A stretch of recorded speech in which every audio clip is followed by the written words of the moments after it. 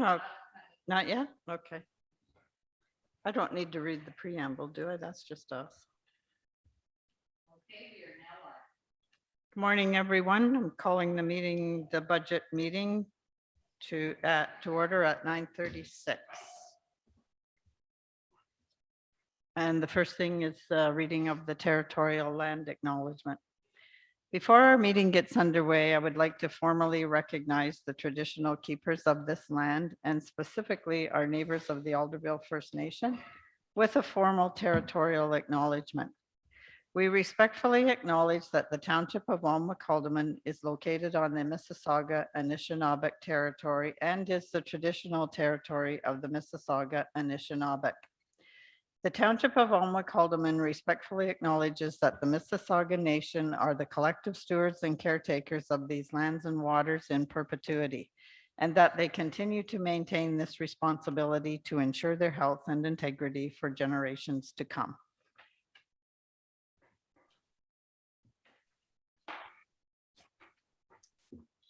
Are there any disclosures of pecuniary interest and the nature thereof?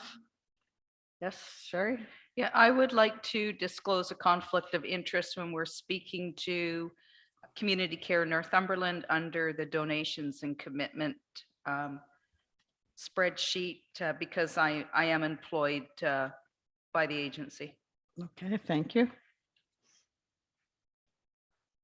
Item 5, approval of the agenda as circulated. Be it resolved that the agenda for the 2022 draft budget session of Monday, November 22nd, 2021 be approved as circulated. Could I have a mover, please? Councillor Hogg, second by Councillor Booth. All in favor? Carried. Mike, you're going to have to speak up to me because you're behind me. I can't see you.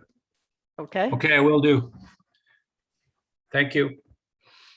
One other item, after item 6.7, the proposed emergency management budget will take a 10-minute break.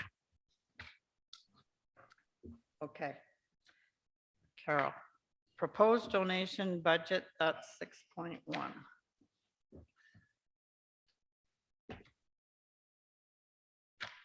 Go ahead. Okay.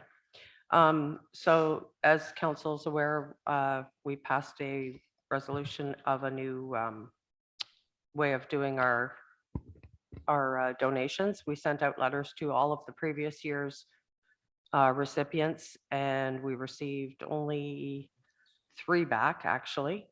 And it was also on our website, and we also put it out on Facebook so that everybody knew that they had to do it this way now.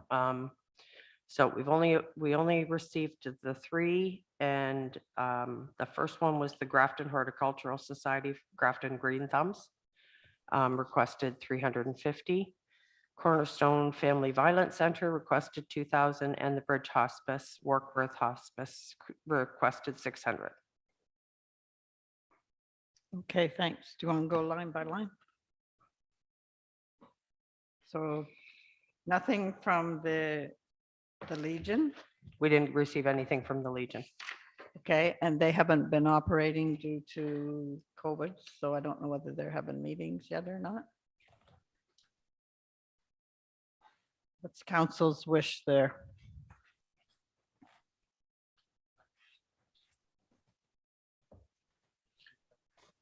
Yes. I hope we really follow what our resolution is, right? If you can't be bothered to fill out the form and send it in to us, then I don't think we should be looking at it. And I'm kind of disappointed in this because this is something you really want to do, but I'm sure maybe if they come to us or the next council next October or November, if they're asking, it can be looked at again, but there was no forms fill out. So I don't think it's right for us to be even considering them. Just my opinion. Anyone else? Okay. I agree. Through the mayor, I agree with Councillor Booth. I would like to see the hospices supported, that's for sure. And that would be my first comment around this donation piece.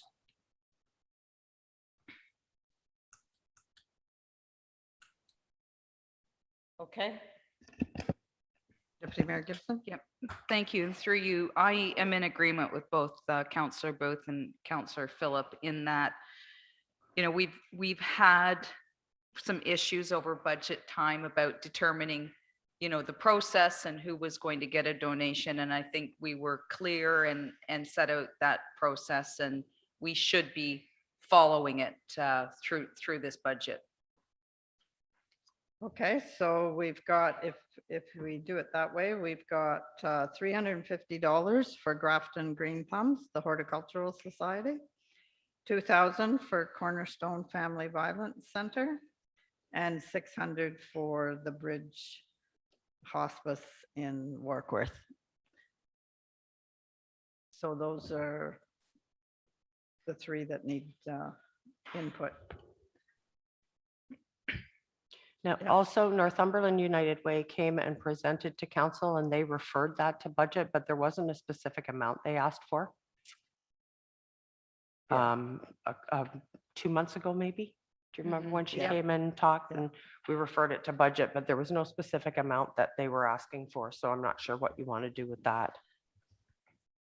In years past and in other times, I don't know, have we ever,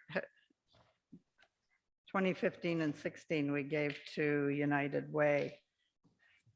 I think, I think United Way, they do a lot of fundraising. I know they're not able to do the payroll funding, but as much of it anyways anymore as they used to. So up to council what that decision will be, if you want to give to something to United Way. Some people, it's an My only- organization. Some people like to give to United Way and other people choose to give to something else that basically supports the same sort of things. So, Yeah. My only comment through the mayor is that I know that on many occasions in a personal way, I think all of us donate to United Way. I wouldn't be surprised if there was not. I'll bet everybody in the room does it in their own way. So I don't feel like we need to do it as a township when we do it personally. Can I? yeah, go ahead, Chair. The other thing that I think is important to remember is that although we had a presentation by Northumberland United Way during a council meeting, they would have also got the same form letter asking for an amount to be sent in. And I think that again goes back to following our process. Mhm.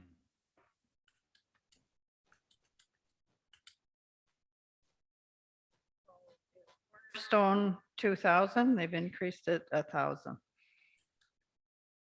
Can we just go back to the green thumbs? Oh, sorry. I know yes. they wanted $350, but I've got an issue with them is when they filled out the paperwork, they refused the condition of the grant. They signed it to say that if you look at it as a condition of the award of the grant, the applicant agrees to allow the township or delegates to examine records, blah, blah, blah, and they said no to that. So my comment on that is going to be, if you don't agree to the conditions of the grant, then I don't see how we can give them the money. And if you look at that, it's in the section there. It talks about condition of the grant, and they signed it off on October the 14th. Is that right, Carol? Mhm.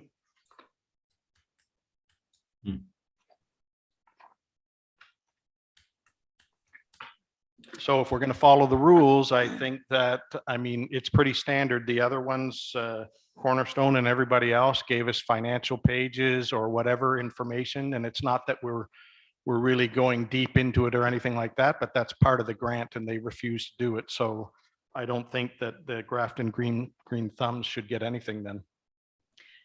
The thing with that, Councillor Booth, is the Grafton Green Thumbs do a lot in the community.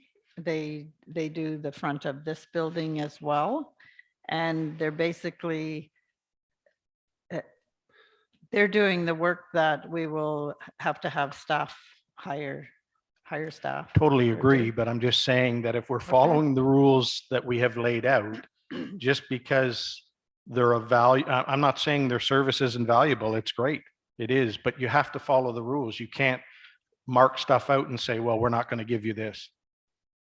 Council voted on this to say these are the, and it's a pretty general statement just saying that we have the right to look at and they've crossed it out. So their work is of value, I agree, but unless they want to reconsider and sign that off, I don't think we should be giving them any grant. Through the mayor, if I may. Yes, Thank you. I think that the last sentence that Councillor Booth made there is one that I would have suggested, is that would it be possible in this case to just reach back and ask them to sign off on that?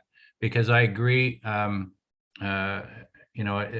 as Greg said, to reconsider signing off on that portion, because I agree with the mayor. What we get from them is basically a free garden service. The $350 grant, I don't even know if it would cover the plants they put in. It certainly wouldn't cover the maintenance of that crew. I would like them to reconsider if we have time and you feel that that would be not breaking the rule, just to have them qualify that. anybody else? I agree with this, with Councillor Phillip. I think we should maybe overlook this once because they do a lot for this area right here.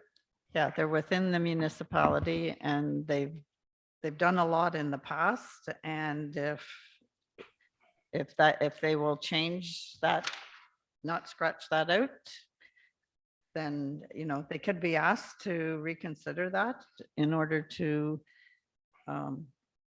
receive that money. That's sort of the option that we asked for. Yeah, Sherry? Yeah, it's, and I agree with everybody's statements, but in the end, what these organizations have to know is that we have to be transparent with our taxpayer dollars. This is money that's coming from our taxpayers and we're giving it back out to these organizations. And this is not at all I don't think, to question their accounting procedures. It's simply to be, do our due diligence, which if we didn't do, we would get criticized for. Yep, and we'll sure get criticized for this as well. So I'm not against reaching back out to say, this is the new process. If you truly do not want to sign it, we will not be able to allow you the grant. But if you do, whatever amount we decide on can be earmarked. I could agree to that only because they've submitted something, but I don't want us to start crossing the line where we look at future ones down here to say, oh, they didn't put in, they put in every year. So let's go back to them. The deadline was there. If you're really interested in the money, submit. So I could agree they've submitted and just ask for clarification. And if they're not willing to, then I'm sorry. I agree with Deputy Mayor Gibson. It's the taxpayers' money and we have to have some kind of accountability of what they're spending it on. Yeah. Okay, I'm so what I'm getting with is to go back to the applicant. Carol, you can do that and Yep. ask them. Everybody okay with that? So Yep. we won't make a final decision on the third line? Would it be okay if we put that 350 down into the contingency? For Instead today? of for them, and then Yeah, if they do sign, then we can take it from the contingency. Okay, good idea. Madam Mayor, yes. it's Pat. Can we have a resolution to that effect, please? Can I have a mover for that? And a second, moved by Counselor Hogg, second by Counselor Booth, all in favor? Carried. Thank you. Cornerstone Family Violence Center, 2,000 is the request.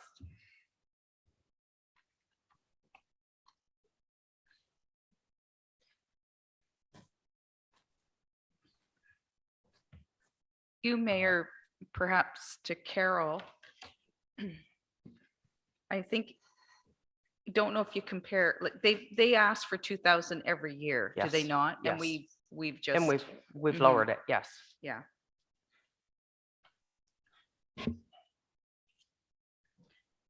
I'd be fine with the 1,000. Well, I was going to say, could we split the difference and give them 1,500 this year?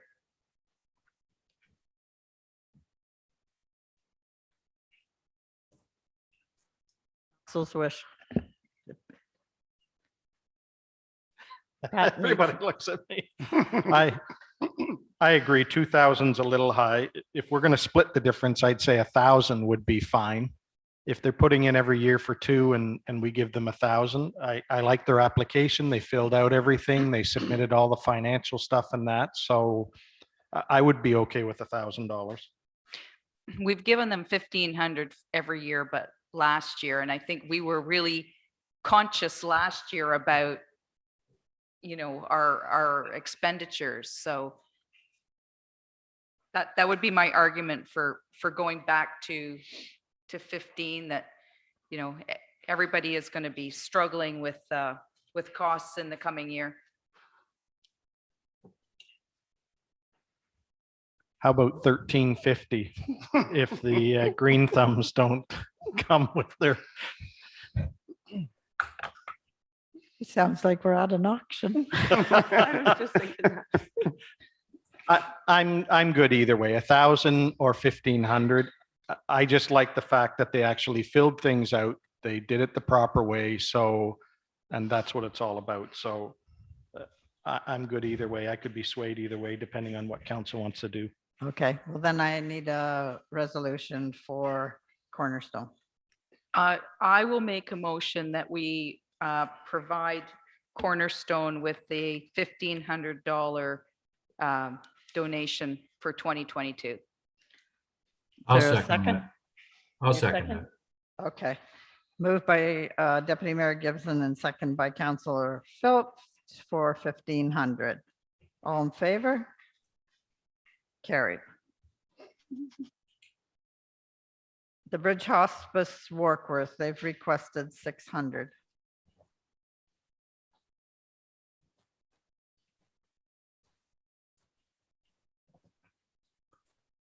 Ahead. I become a big fan of hospices, and I really think they serve our community well. And I think the 600 would be well invested.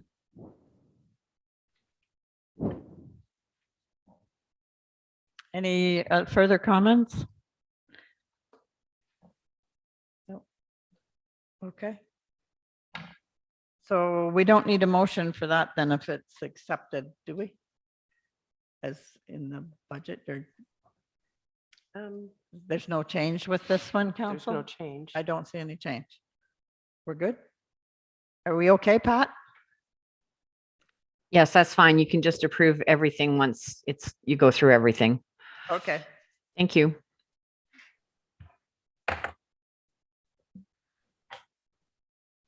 So we have a contingency for Canada Day of $500, and hopefully COVID has gone away and we'll be able to celebrate Canada Day. Last year, we put in $1,000 for a contingency plan in case anybody came after budget time for any smaller donations. Yes. So I didn't know if you wanted to continue that trend to have something there in case somebody does come for that, or plus a $500 for Canada Day. I wasn't sure how you wanted to proceed with that. So this $1,000, if something come up like an event, this would be what council would have an amount to contribute. Yes. So similar to the December 4th community project here. Yeah. Okay, so council, that, would you want that to be 500 or do you want it to stay at the 1,000?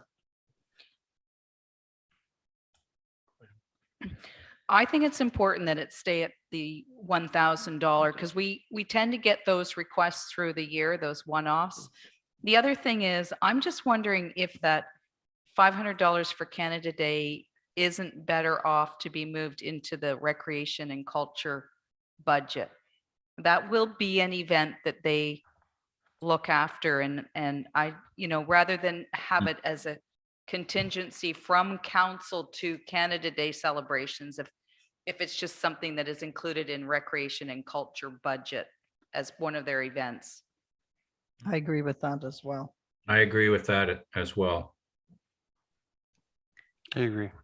Okay, so now then we'll need a resolution to move the Canada Day contingency of $500 to the recreation and cultural budget. So Move. I will make that motion. I wonder, can we do, is it one all for the contingency in addition $1,000 plus the hold of the 350 yeah. for Grafton Green Thumbs? All in one motion, Pat? Can I get clarification? So what are we talking about? That line is gone, then the contingency? No, No, the it'd be conti- $1,000 for contingency for the year.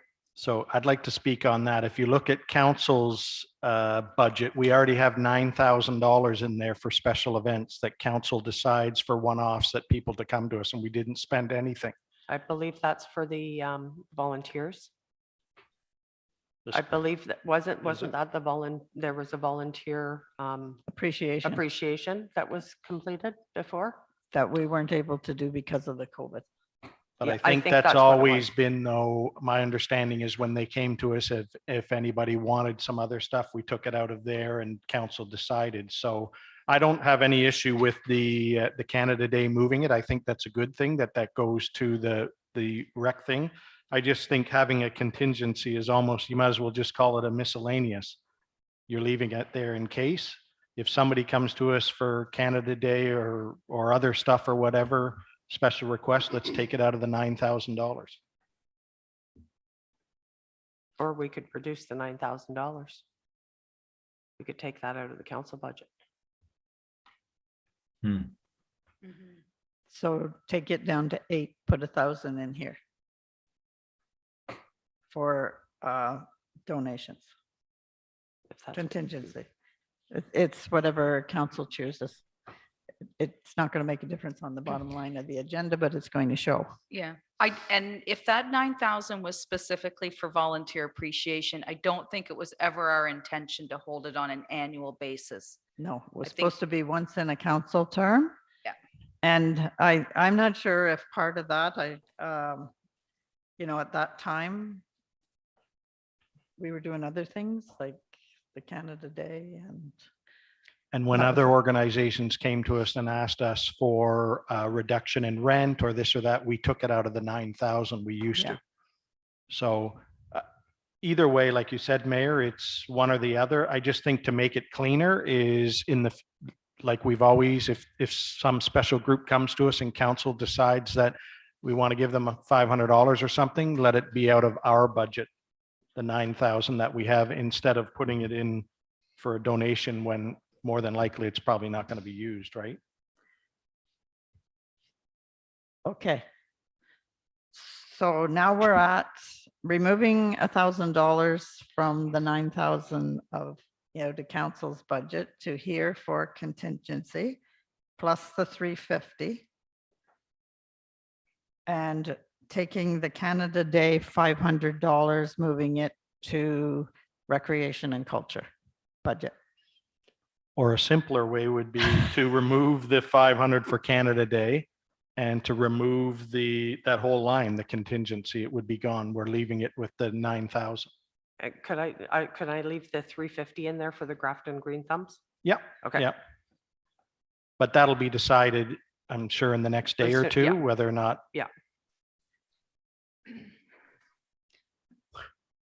I'm going to say, I don't think $1,000 is a huge amount of money in the grand scheme of things to leave it in there in case there are any odd requests through the year. We can And I lower agree, it. it's just, what's the $9,000 for in our budget? That's a discretionary budget that we used to in the past. If special requests came to us, we would take it out of there, right? Yeah, so maybe that conversation needs to be had when we get to that portion of the budget. That's fine. I don't know Back where you to- are now.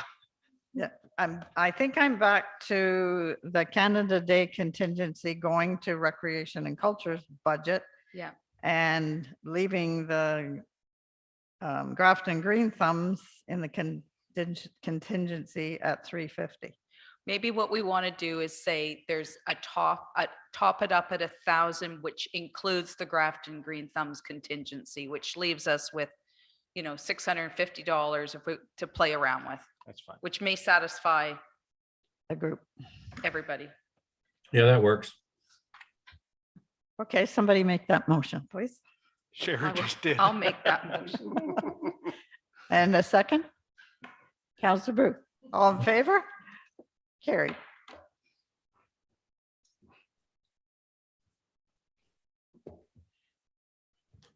Got all that, Carol?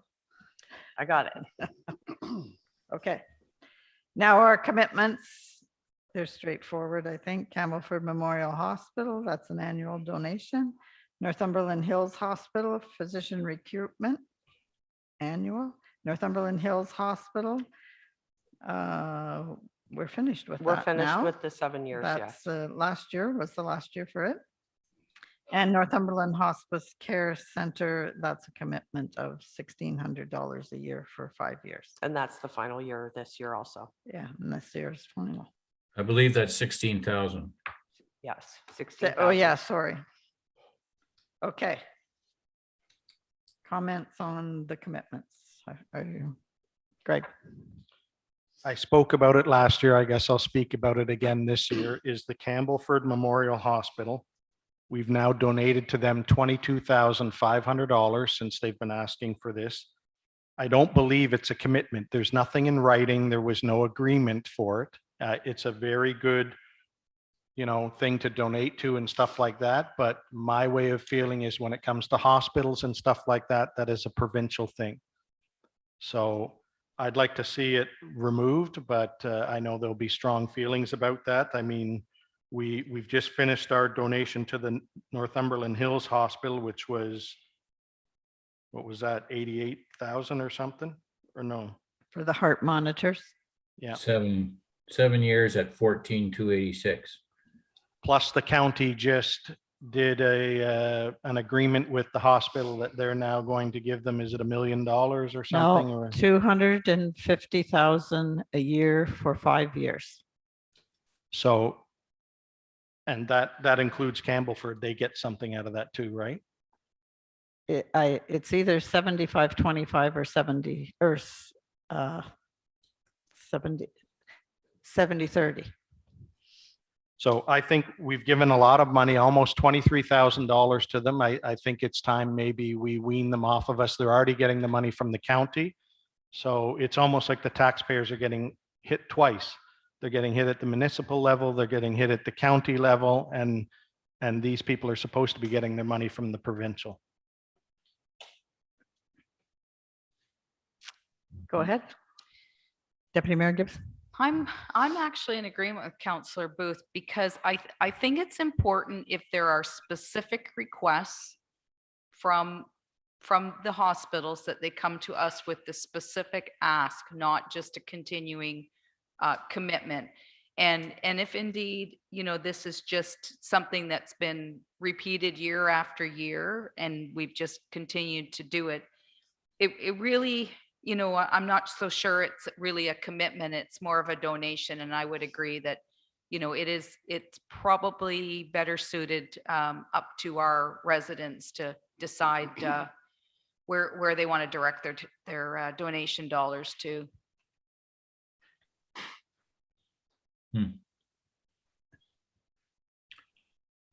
My feeling is I would agree with Counselor Booth. I also think that it also alludes back to the specific request on donations. And as Deputy Mayor Gibson has said, there's nothing specifically attached to this amount. It's just, they throw it in the hat and they expect to, that they can just keep coming back. So I agree. I think it's time to have them reevaluate exactly what the donation should be going forward and what it's for specifically. So I would say not this year. Yes. I think the other thing is there's the possibility that other municipalities who give to the hospitals because of the county bringing in the money is they're probably going to do or think about doing the same thing. So be zero, then we need a motion to that effect. I'll make that motion. Second. Okay, moved by Councillor Booth, seconded by Deputy Mayor Gibson to remove the $2,500 to Campbellford Memorial Hospital.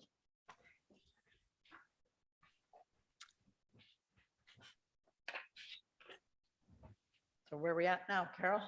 Oh, sorry, Need to vote Sherry. on it. All in favor? Heavens, I'd like to also just mention that Northumberland Hills Hospital did send in a request for a donation. However, once the county approved theirs, she asked me to withdraw it. So Okay. just for the record that she did withdraw it, so. Yeah. Okay. And people tend to like to or prefer maybe a specific project to donate to. So. Okay, so head on to the revenues, I guess. Or I just unless wanted to ask you, Carol, can you tell me, so what's the bottom line? What are we sitting at with the 350 for? 6.41.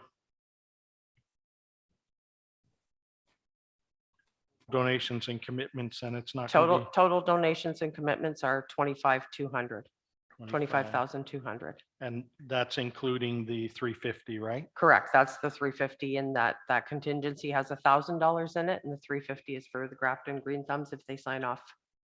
Okay, thank you.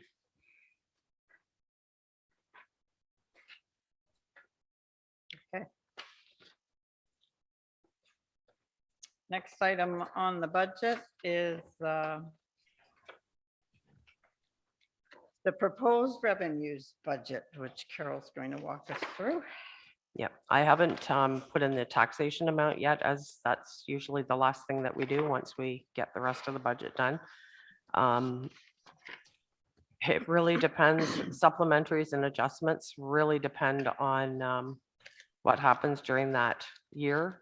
This year, we only had an extra $100,000 come to us because of supplementaries and adjustments, and which is very low in assessment increases.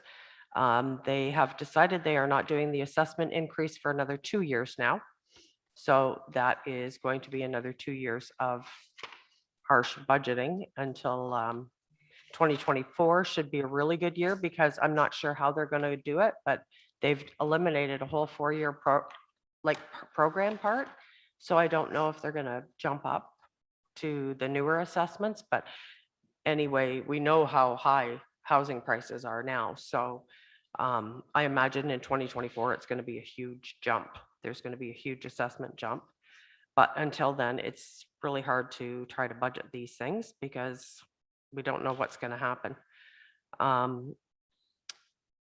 The penalty and interest could actually be increased a little bit more.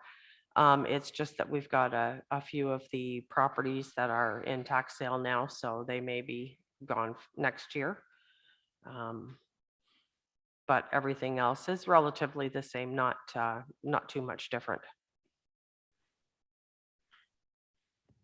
Any questions?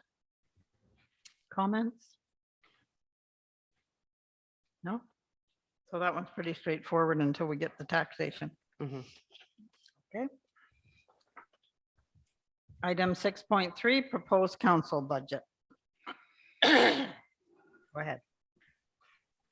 I'm not anticipating any more COVID funding. I don't know that for sure, but we weren't anticipating the first COVID funding, so. We would be taking $30,000 from reserves as we put away $6,000 a year for the elections.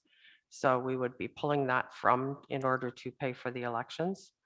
Wage increases of 4.7%. The rental and fee waivers that's pulled over from our other spreadsheet that we just did, the 25,200.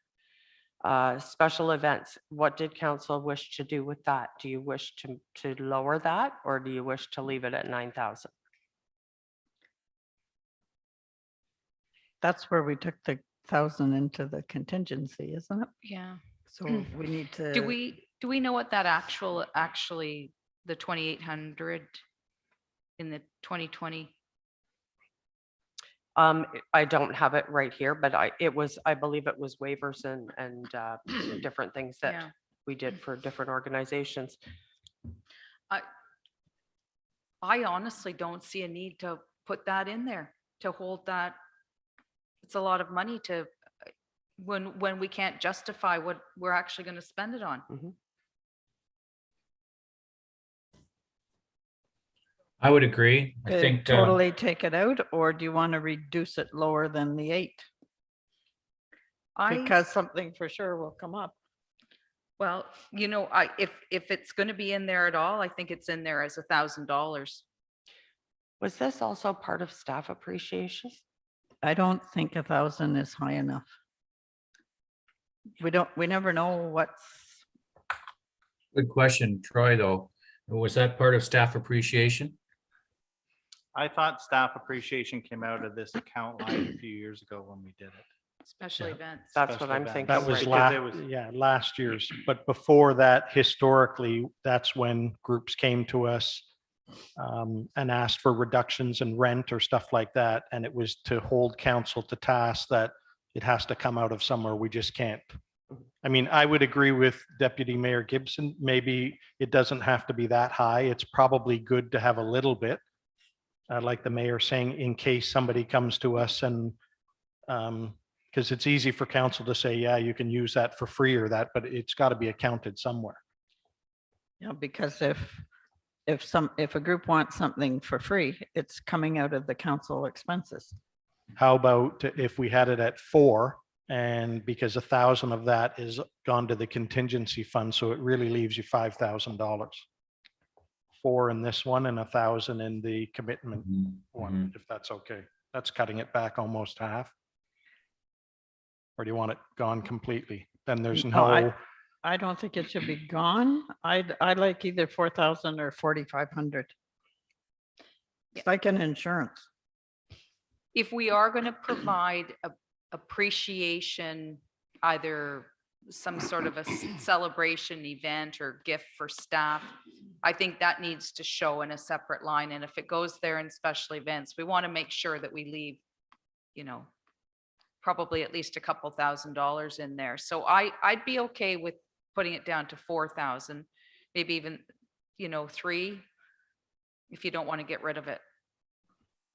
I'd be okay with 4.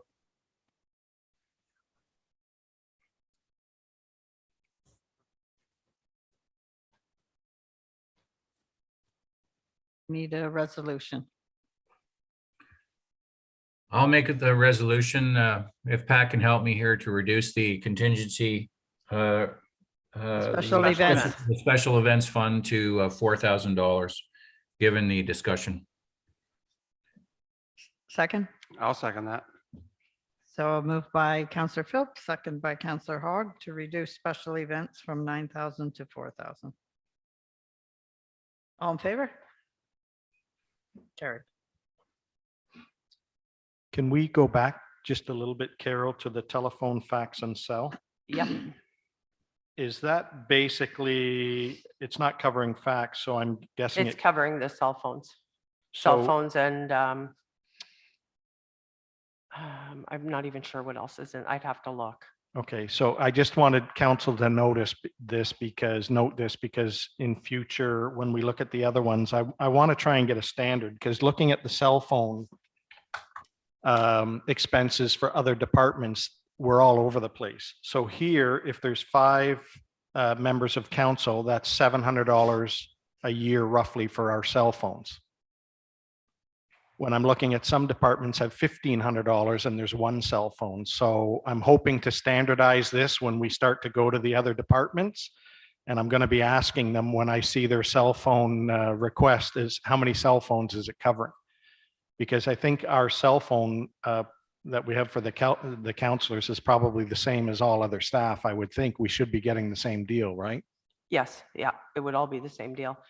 Some other departments may have an actual telephone line also.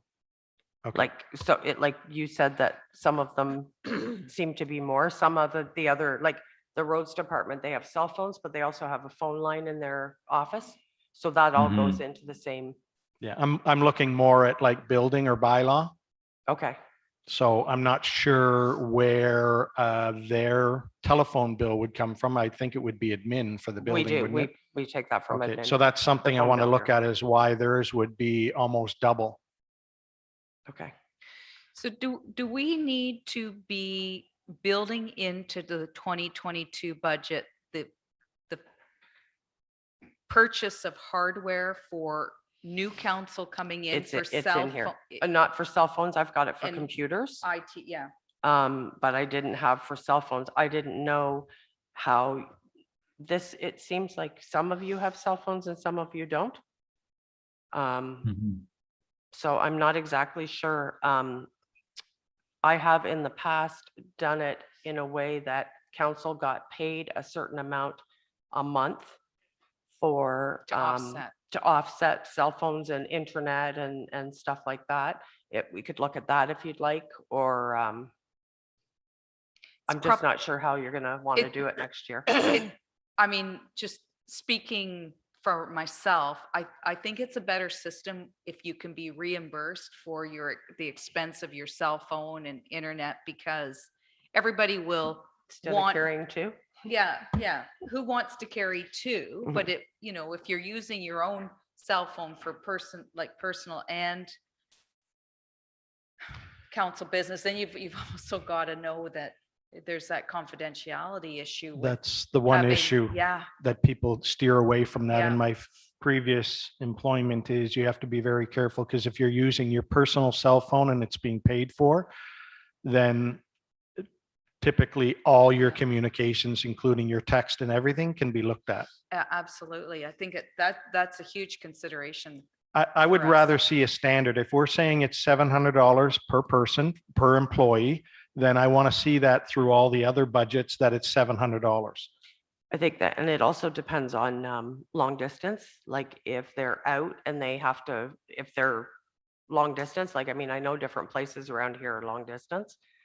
That Mhm. I believe factors into it. But this one, I think includes, the plan we have includes Canada-wide. So I can't see why any staff, unless they come to you or Troy, would be using anything international. Yeah, I'd have to look at the actual phone bills. Maybe I'll go down and grab one at break time. Okay, I just to want to look look at. at a standard. If it's $700 or $800, then we know you have 10 people, it's $8,000. Because I'd be very interested in like Works, who, Troy, maybe you can answer. I'm not sure how many cell phones they would have, probably lots, because everybody would have to carry one, right? Yeah, I think there's 4 or 5 in Yeah. Public Works, and then they have iPads too that they had to purchase for First for mesh. communication and GPS and stuff. So that may have went in there as well. It would have, Yeah. yeah. Okay, so for now, I'm going to look at it, it's roughly $700 then. Per person. Carol, if I'm, So, yeah, if I may speak to that. Go ahead. Thank you, and through the mayor and to Carol, I think I'm the anomaly there in that I use my own cell. And my understanding is that you pay for my cell. I'm not sure that you pay for my internet, but I would be happy to adjust to whatever is the consensus of council. I'm one of those people that you know, one cell is all I really want to carry. It's just, if I have two, it's just one more thing to lose. So and it's worked well for me. Yes, it does expose, you know, if my cell was pulled for a legal matter or something, I suppose, but I'm pretty careful about what I put on my cell. So, but yeah, there is that issue, and I agree that, you know, you want to consider that. So, but I do think we should, I agree with Councillor Booth that I think we should centralize the issue, and everybody should be doing the same thing. So I support whatever modernization we make around the issue of communication. Thank you. Anything further? I'll just make a comment, though. You're talking internationally, couple of comments on that. We did have staff who did go and requested service on their cell phones, but they paid it themselves. So that's what's happened in the past. Yeah, and that's Mayor's fine. right. Yeah, If they Mayor's go absolutely to right. Troy or Carol, I have no issue with that. If they go there and they pick up the cost, that's fine, right? Yeah, that's what I've done in the past. Okay. So then what are we're not changing a figure on there then? No, No, just it's to look just at the standard is probably $700 per employee. And then Okay, later in the budget, when we approach the other ones, I'd like to, the same sort of thing. okay. So contracted services is okay? Insurance, legal? Rental and waiver and donations?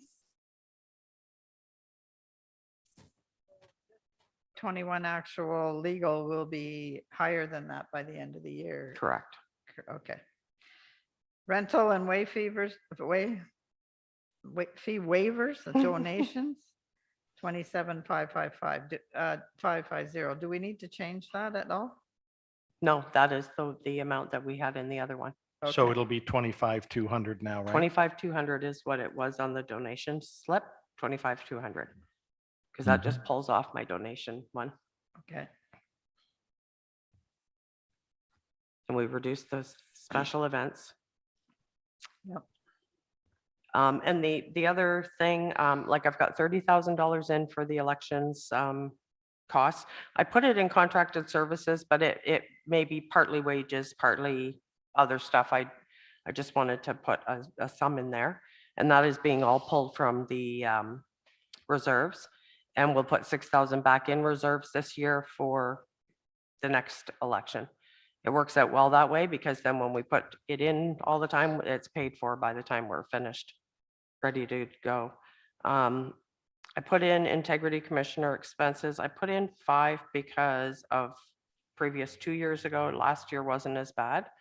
Not sure if you'd want to keep that up there, but it costs every time somebody contacts the integrity commissioner, and it got out.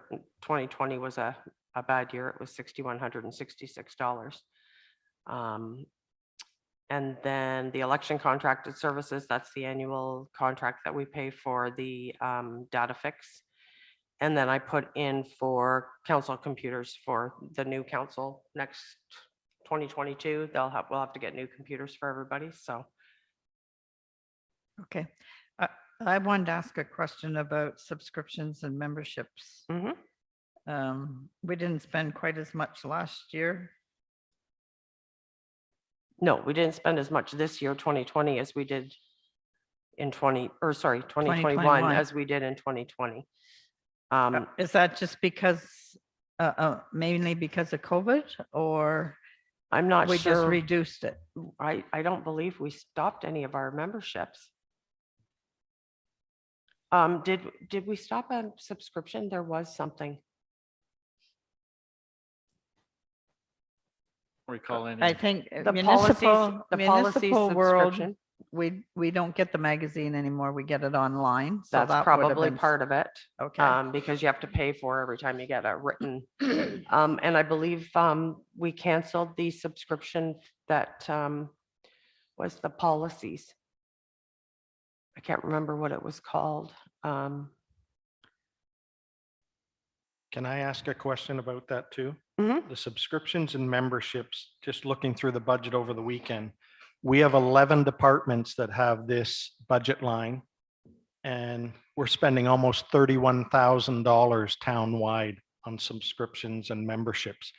Is it possible that we could have somebody look at, maybe Troy, yourself, or have a staff look at what exactly subscriptions are we paying for and what memberships we're paying for? And is there any cost savings that we could have that possibly, I don't know, the Works Department and the Rec Department is getting the same magazine and they're paying for it twice or stuff like that? Could we look at that and have something come back to us to what exactly we're spending? Because that's almost $31,000, which is a huge expense. I believe most of them are memberships. Yeah. Most of them Public are Works. memberships for all the staff members. So can we have a look at what Yeah. memberships we're paying for people too, to make sure that it is town related? And Yep, I can, we can pull it off Yeah. and have a breakdown of each department of memberships. And if there's a potential savings for corporate membership, we'll look at that. But yeah, it's, we can pull each And department off we quite do easily. have a few corporate memberships Yep. that, so it's not just one person, each person has That's to right. have a membership. MFOA is a corporate membership. It names people in it, but it's not separate. But a lot of them are the Association of Municipal Clerks and Treasurers. There's the Ontario Municipal Tax Professionals, OMTRA. Like there's individual memberships that are all municipal related because we wouldn't pay them if they weren't municipally related. okay, And the same with Public Works and Fire, those memberships. Yeah, they wouldn't be paid unless they, when But they, I can still, I'll pull off each department and have a closer look and have a breakdown. So it's Yeah. pretty easy to do with their software. okay, thank you. Okay, anything else in this, on this page of this budget and the expenses that needs to be addressed? Seeing none, we'll move to the next page. Oh. I thought we had a one pager. We're good with that one then now? We're finished with it? 6.3?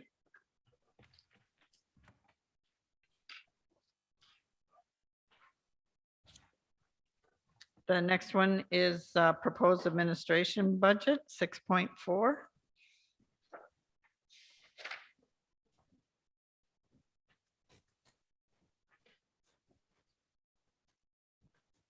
Ms. Carroll, before council, student loans, or student grants, we're not Student sure of loans? yet. I hope we're not giving student loans.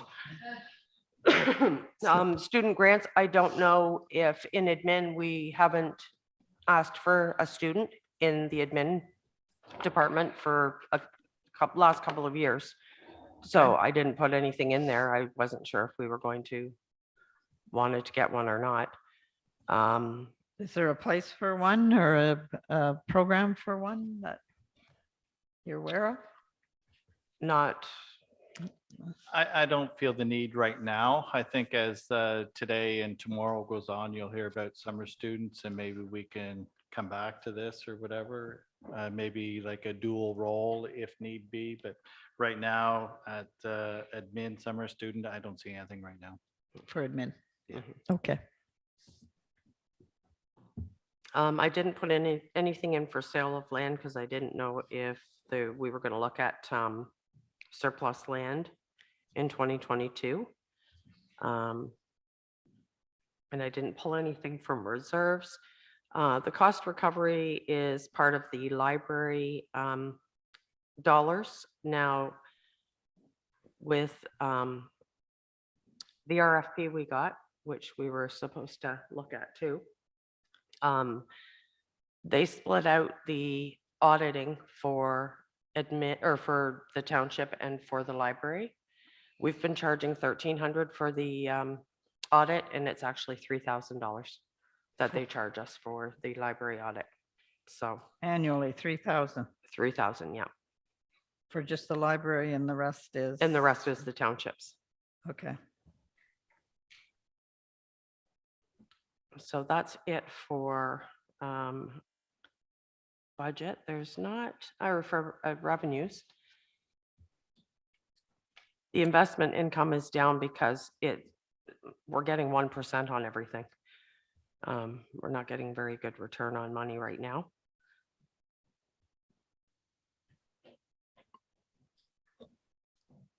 Can I ask a question on the investments then? According to the auditor's report, then we're flush with cash, but not much in investments. So can we look at, is that something, Carol, that you look at then in the future, that some Yeah. of that cash, instead of having it But on hand. it's getting the same interest rate in the bank as it would get in an investment. Yeah. That's why might as well leave it in the bank and get the Okay, as interest. long as somebody's looking at yeah, it to see yeah, if you I can look get at an that all extra the time. couple of percentage because you're getting it somewhere else, then I okay. check the investments all the time, and there's only certain investments that we can go into. But And they're it's all, just sitting like, and with the bank account, you have to have a certain amount in there in order to get the little bit higher interest rate. So if we pull money from there and put it into an investment, we're not getting that interest Okay. rate there. So that's I good. have been looking at it. I watch it all the time. So Okay, thank you. I don't know if there's anything else on revenues or. On the revenues? No? I don't see anything from my end here, no. Okay, thank you. Other than, so will we be communicating that to the library then, that Yes. the $3,000 in the future for auditing if Yes. they, okay, thank you. So And we don't have any money in here for re-auditing. We're not going to do that. for That wouldn't- re-auditing, Well, no, no. Nor should we. no. So the only, the main thing with the admin budget is the addition of a crossing guard. Yeah, I got that too. Troy has been approached. I'll let you. Yeah, I have a report coming to council next week, I guess it is. There's been a request for a crossing guard, and it's our responsibility out in Roseneath, for Roseneath Public School. The county put a new crosswalk in, and yeah, so it's township's responsibility. So we had to put it in this budget. So it's a little before my report, but the report's coming next week. I just got the request. So the cross, is it going across 45 or something? Yeah, it's going across 45, right around Division Street and over to the Roseneath Public School. And what's the cost there, Troy? I'm sorry. We did a little bit of research on what it cost other municipalities, and it's roughly around 30,000. 30,000. And the Whoa. school board doesn't contribute or pay. No, Really? Oh. Okay, well, so that's the big one. In the capital for the building renos, it was suggested that we put in for air conditioning units, or the air conditioning units here are getting really old and tired, and so they asked for that.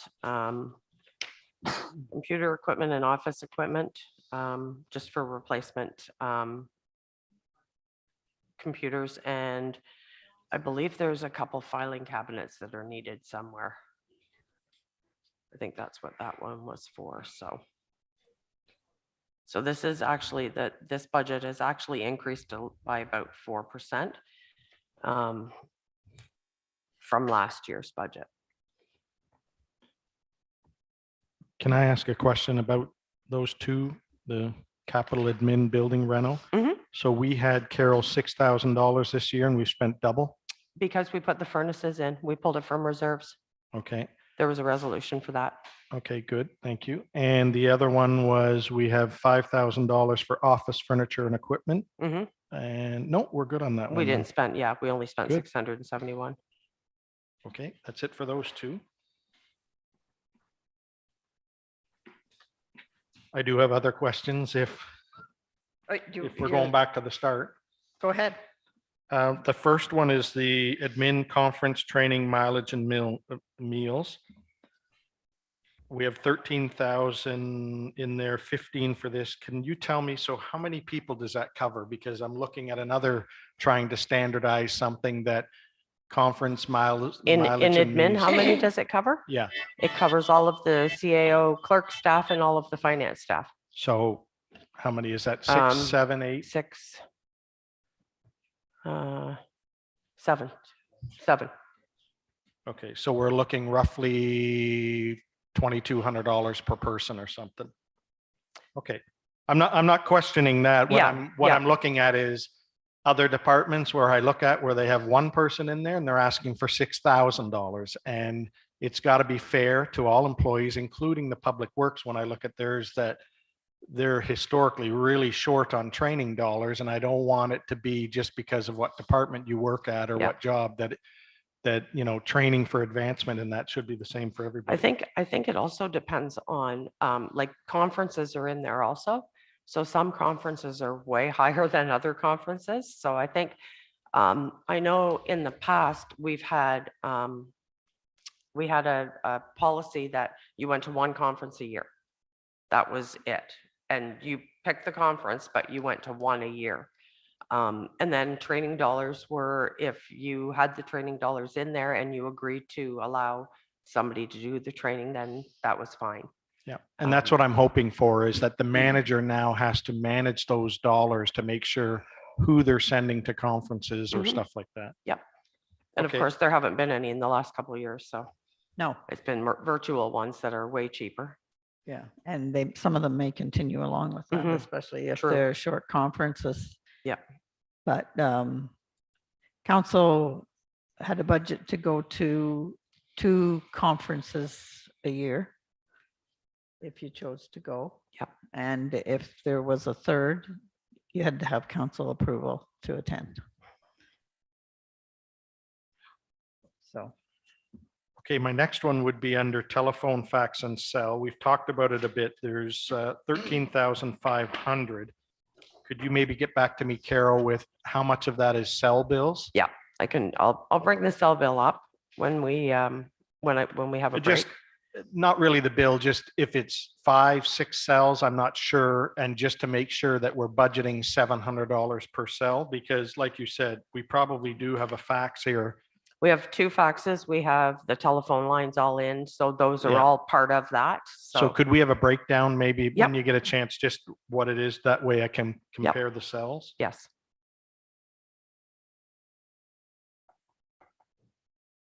And just one other question is the admin insurance. Does that cover the whole building? Yes. That is all the council liability, no, sorry, the staff liability, there's a whole bunch. This building, all the contents, Okay. all the computer equipment. The reason I ask is in somebody else's budget under building, it's got $11,000 for insurance. So what would that be for? In which? In the building, Daryl's, he's got $11,000. That's for his truck, his computer equipment, his. Okay. um, Just it seemed weird that admin, it's got 100,000, and then there's another department that actually is out of this building that's charging $11,000 too. Yeah, So if it's see, totally, what we do is when we get the insurance bill in, is we have a spreadsheet that we put the total amount into, And and break it it does out. percentages so that everybody is supposed to be charged a certain percentage of it. okay, that makes So, sense. Yeah. Okay, thank you. anything further? Subscriptions and memberships, we talked about that, so it's the same Yeah, thing. It's yeah. $15,000. She'll Mhm. look into that. Yep. And the But we spent miscellaneous, 14,337. Yeah. 48. and the miscellaneous, which, Miscellaneous is one-offs. Yeah. So something has come up and you decide that you're going to send somebody, or you're not send somebody, but some expense has come up and it's a one-time thing. That's where it would be pulled from. It's almost like a contingency of having an extra little buffer there in case. Otherwise, you're always over budget. Yeah. If you don't have anything. agree with that, but I guess the other side is we've got lots of budget lines there to put something to, so. But we don't know what's going to happen. No, I know. And I have no issue with if a manager comes to us and says that they're over budget on something, as long as they explain to council, right? So I can if you have a change that. building budget and the elevator breaks and you're $10,000 over, you explain it, and it's just miscellaneous is in other words, a slush fund type thing. It's Well, a it's a- catch-all for, It's a one-off, Yeah. things that are one-offs. yeah. Safety line.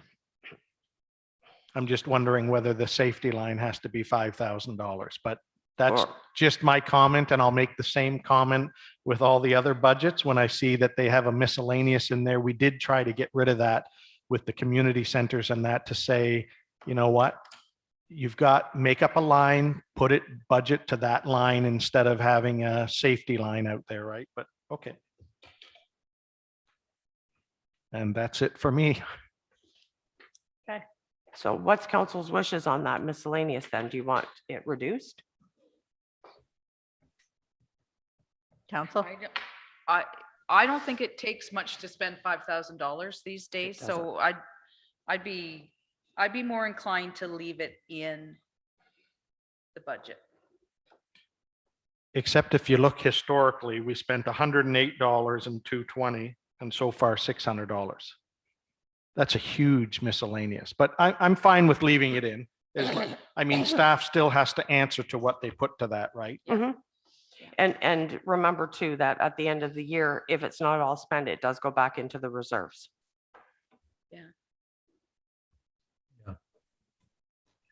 Anyone else? And the other thing Question? is, yeah, sorry. Go if there's ahead, any- Councillor Philip.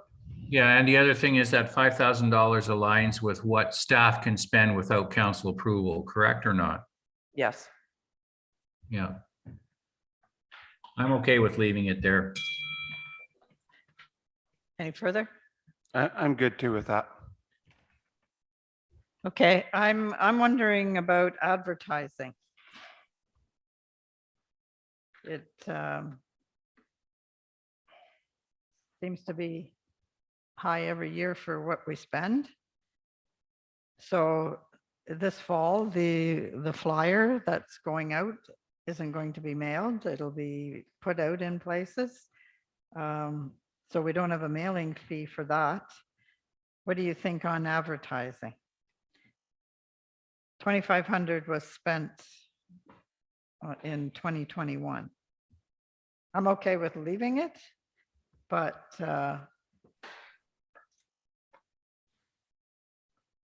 what do you think? If I It's not- can speak up, the 2573 that we've spent, there'll be a little more, probably about $800 more, because we have some Christmas greeting ads going out, so.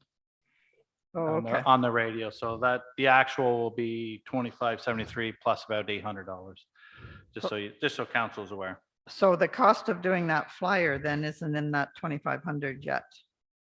Well, council has an advertising budget of Mhm. $3,000, Mhm. so Yeah. it's Oh, I guess that Yeah. one would where come out where of are ours. things landing, right? Yeah, Mhm. okay. I'm fine with the 4,000. I just was just a little concerned. Okay. So if you're all right with it, we'll just leave it. Yeah, The I'm next fine one with is it. proposed health and safety budget, 6.5. So the health and safety budget, I have taken all of the wages out and they are just in regular people's wages. I think originally this was set up because it was thought that we were going to have somebody doing health and safety among another job. So we were going to split the wages. So this was sort of before I was here, so I wasn't sure of exactly how we were going to work this out, but I've taken the wages completely out of here. So I didn't add them to anything. I just took them out. And the only thing I left in there was the health and safety, the $20,000 for the first aid courses, because you have to have 2 first aid courses. And then $1,000 for subscriptions and publications. And I believe that was for the books, the health and safety books that you have, the little green books. they Mhm. have to Yeah, get. yeah. So I believe that's what that was for. So this is for like the joint health and safety All staff, committee. all staff. All staff have to have both health and safety courses? I thought it was but- just the committee members. No, they have to have first aid and CPR Yeah. at least. I don't know how many of the staff have that. Is it, everybody has it? We have always done it here for all of staff. We haven't done it in the last couple of years. So even all the public works, parks, we've been up here in council chambers and had first aid and AED training and stuff. So it's 20,000, that's going to cover all the staff, right? Because I think it's every will. 5 years that emergency first aid and CPR. Yeah, and we're looking, been speaking with the chief too about in-house training. So, over the next year, hopefully we come up with a good plan where we can train a trainer and do it all in-house at any given time of the year and stuff like that. So. So I think if it's okay with council, I'd like to take those 3 lines or 2 lines and move them into the admin budget and take health and safety right out of here, or would you rather see it like this?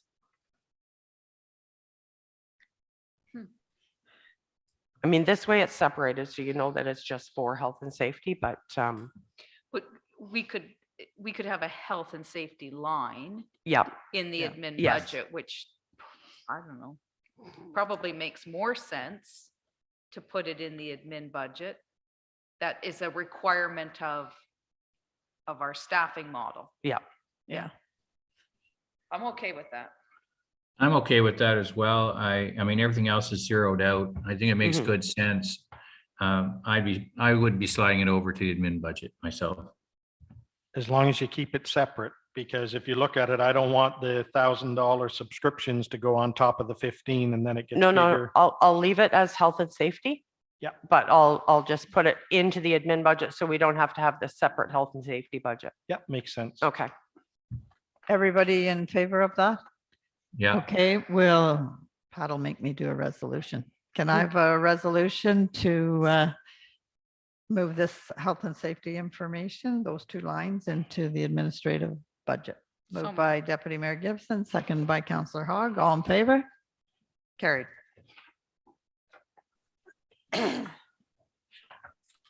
Item 6.6, proposed fire budget.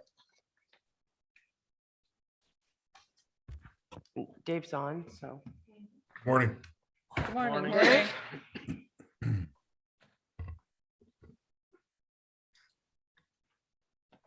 Do you, anything in particular you want to walk us through on this as we go?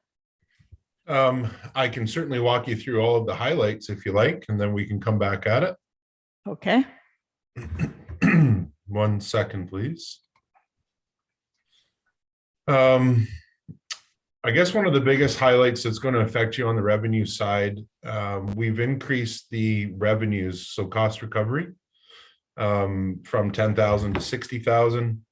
In the actual to date, there's 62,866.57 has been collected. I believe that the invoice amount as of right now is around 74. So we felt fairly confident with the 60,000. And also that'll be a place that we'll be continuing to increase our revenues for the future. From reserves, you have a significant amount of 740,000. We'll come back around to 300,000 of that farther down in the budget. But the 440,000 is money that comes from the reserves, money that was received from the insurance claim of the fire of Rescue 491 in Station 1. That's why that's there. Our wages, as far as admin, there's an increase of $4,000 there. That's just covering off 2 of our part-time positions. Not a significant amount, but just a little bit. As far as the fire admin, OMERS, EHT benefits, etc., Carol would probably have to answer those questions. We have a significant increase in fire admin insurance. which is from 29,000 to 45,000. That's because the insurance has increased. There really isn't much that we can do about that. There's a request for radio repairs that I had put in originally of $30,000, but I believe that Carol and I moved that back down to 3 because all of our radios in Public Works and Fire have already been upgraded to the new digital system.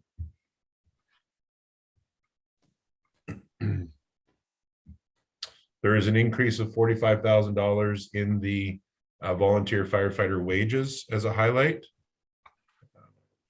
That is to accommodate the 3 positions that we have. Also, we have hired, as I've indicated before, we've hired 12 new personnel, so we will need a little bit of an increase there.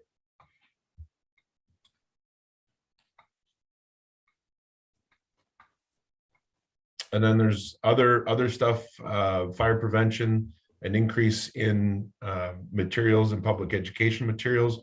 We haven't done a lot in the past. Right now it's showing that there was only $1,300 used in 2021. That's because we've only been a couple months into the program since it was approved by council. As far as an ability to reduce there, we could certainly look at that with a conversation. Protective clothing, equipment, uniform, there's an increase there to 30,000. That is because we have about 8 firefighters that currently still do not have their own personal fire gear, which is a health and safety requirement for structure firefighting. And a cost of bunker gear costs about $2,500 a firefighter. Building maintenance on all 3 buildings, I increased that to 10,000. To Station 1, Station 2 were at 6,000, and Station 3 was at 10. The only reason I had done that is as a reasonable amount to keep the maintenance up on these buildings. Obviously, Station 3 is new, but Station 1 and 2 are in definite need of continually updating, even if just for appearance, but also for protection of the buildings for future.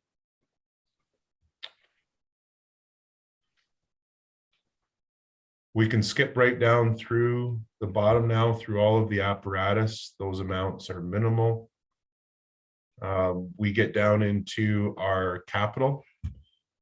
You'll see that the Scba replacement, our Scba, which is self-contained breathing apparatus, is most outdated, some dating back to almost 18, 20 years old, and it makes them not compliant for a RIT program, which is rapid intervention, in the event of a firefighter would be trapped or lost in a structure. So that's $300,000 there for is the entire replacement of all of our Scba, and that would also include our own compressor to fill our air bottles, of which currently we're running back and forth to Coburg to do. And then in talking to Carol, we figured out that if we were able to pull the 300 from reserves and just put the 50,000 back in, we could pay that off in 6 years, which would be a better plan than leasing, because leasing comes at a cost of 8%, and still would only be for 6-7 years. So that's why we put that in there. And then our apparatus procurement plan, we're not putting that in for the 2022 budget, but that was something that I did a 20-year plan so that we could replace all of our apparatus, which would cost the municipality about $260,000 per year. That would cost that per year. It would take about 5 years to get caught up. And then we would be able to relook at that program and figure out what the next few years would be if we needed to rejig it. So that kind of concludes the highlights of my budget. And I'd be happy with any questions anyone has. Any questions? Greg has a question to start with. I have one. A few, but I'll just ask one for now. Just an explanation. And Dave, I'm not sure whether you can answer this or it would be more likely Carol. It shows under the fire revenue agreements, First Nation and County, that in 2020, we actually received $90,000. Was that due to the fact that they didn't pay us the year before or something and The it was previous, double or? the previous year was not paid, Yeah. because we didn't bill it out on time. So we ended up with both of the payments in 2020. I got lots more if you want to go first. Go, keep going. Okay. Now down to expenses, and Carol, maybe another one for you. Under fire admin, Omers. Mhm. We budgeted 6,200 and we've actually paid almost 95. Do you know why that's higher? No, I'll need to look into that one. Okay. Yeah, that was Um, my question as well. Thank you. Another one is telephone, fax and cell, and maybe Dave, you can answer this, is we budgeted 7, we're already at almost 9. Why we're over $2,000 already for this year? I'd have to look into that further as well and pull the detail on the account to tell you. I'm really not 100%. One of the things that we have done though to try to adjust this number, we had landlines in station 1 and station 2. We had a landline for the telephone and a landline for the fax. And changes that we've made is we switched our landline numbers to cell phones. The reason for that was because our landlines were costing us $80 to $90 each per month. And our cell phones actually cost us $25. So that was a place that account will be adjusted for 2022. And then the fax lines for station 1 and 2 were no longer in use. So we also canceled those lines. Okay, that's great. So Dave, would you happen to know off the top of your head how many cell phones the fire department has? So it has 1, 2, 3, 4, 5. Okay, just to fill you in, because in prior budget talks, we've looked at a standard is probably about $700 per cell phone. And I'm just looking at all the departments to see if we can get that as a standard, that if it's $700 per cell phone. So if the fire department is paying $25 per month per phone, $25 a month over a year is $300. So I think $700 is more than acceptable. Okay. And I guess the next one, Dave, would be fire admin miscellaneous. Yes, We've already had discussions about miscellaneous, but you have $500 in there and it's already $1,200, double, almost triple. I'd have to pull up the reasons why. Okay, thank you. The Forest County. I know I asked this last year and I didn't write it down, but can you tell me what's that for? That's $8,000. Is that So something? that is directly related to your income, to your revenue side. So if you look at the notes on account 40460, that says Alderville 41,000, the county 8,000. The county gives us $8,000 every year to use for wildland forestry equipment. And the account is marked as 0 there. We've actually just purchased some new equipment. So we've purchased 3 water backpack blowers for grass fires, 1 for each fire station. And we've purchased a new valve for the 472 truck in station 2 so that it can do its drafting. Okay, great. Another one is still on that page, unexpected events, and we've budgeted $1,000. Can you tell me what's that for? Unexpected events. So I had put $1,000 in case there's an unexpected event. I don't know, that account was there. It could be any unforeseen, probably administrative expense, probably something we could pull from another account as well. But basically in there for conversation. Greg, if I can, unexpected events is things as a tornado goes through, and we put it all there in case we can get it back from the government. So unexpected events is something that we're not a bad ice storm, a tornado, and all the money would go in there for us to try to recoup it. Okay, so could we not scratch the 1,000 out of there? Because that's just I would rather, you've already got a miscellaneous account. So an unexpected event is obviously probably going to be more than $1,000 and it's an Definitely. unbudgeted thing. So if it costs us $200,000 because of a tornado, then put it in that account line. That's fine. Just a comment. I think it's different than miscellaneous. Miscellaneous to me, I could be wrong, is more for small, I'm thinking smaller things and needs, whereas an unexpected event is usually weather related. Oh, I agree. And I Yeah. like Carol's thing that there's a line in there. It's just, we can't put money to it. Like putting $1,000 to it is just a number. I would leave it at zero. The line is there that if we get a big storm and it costs us $20,000, then fine, it comes in under expenses, right? But to say it's $1,000 or $50 or whatever is just sort of a, Yeah, but it could be a huge expense. that's what I'm saying. So $1,000 is nothing. Like it, In the past, I've been through a municipality that we had a tornado. We put all of the wages of the roads guys, the fire guys, everything in that account, that unexpected event account, and then tried to recoup it when the government was trying to help out.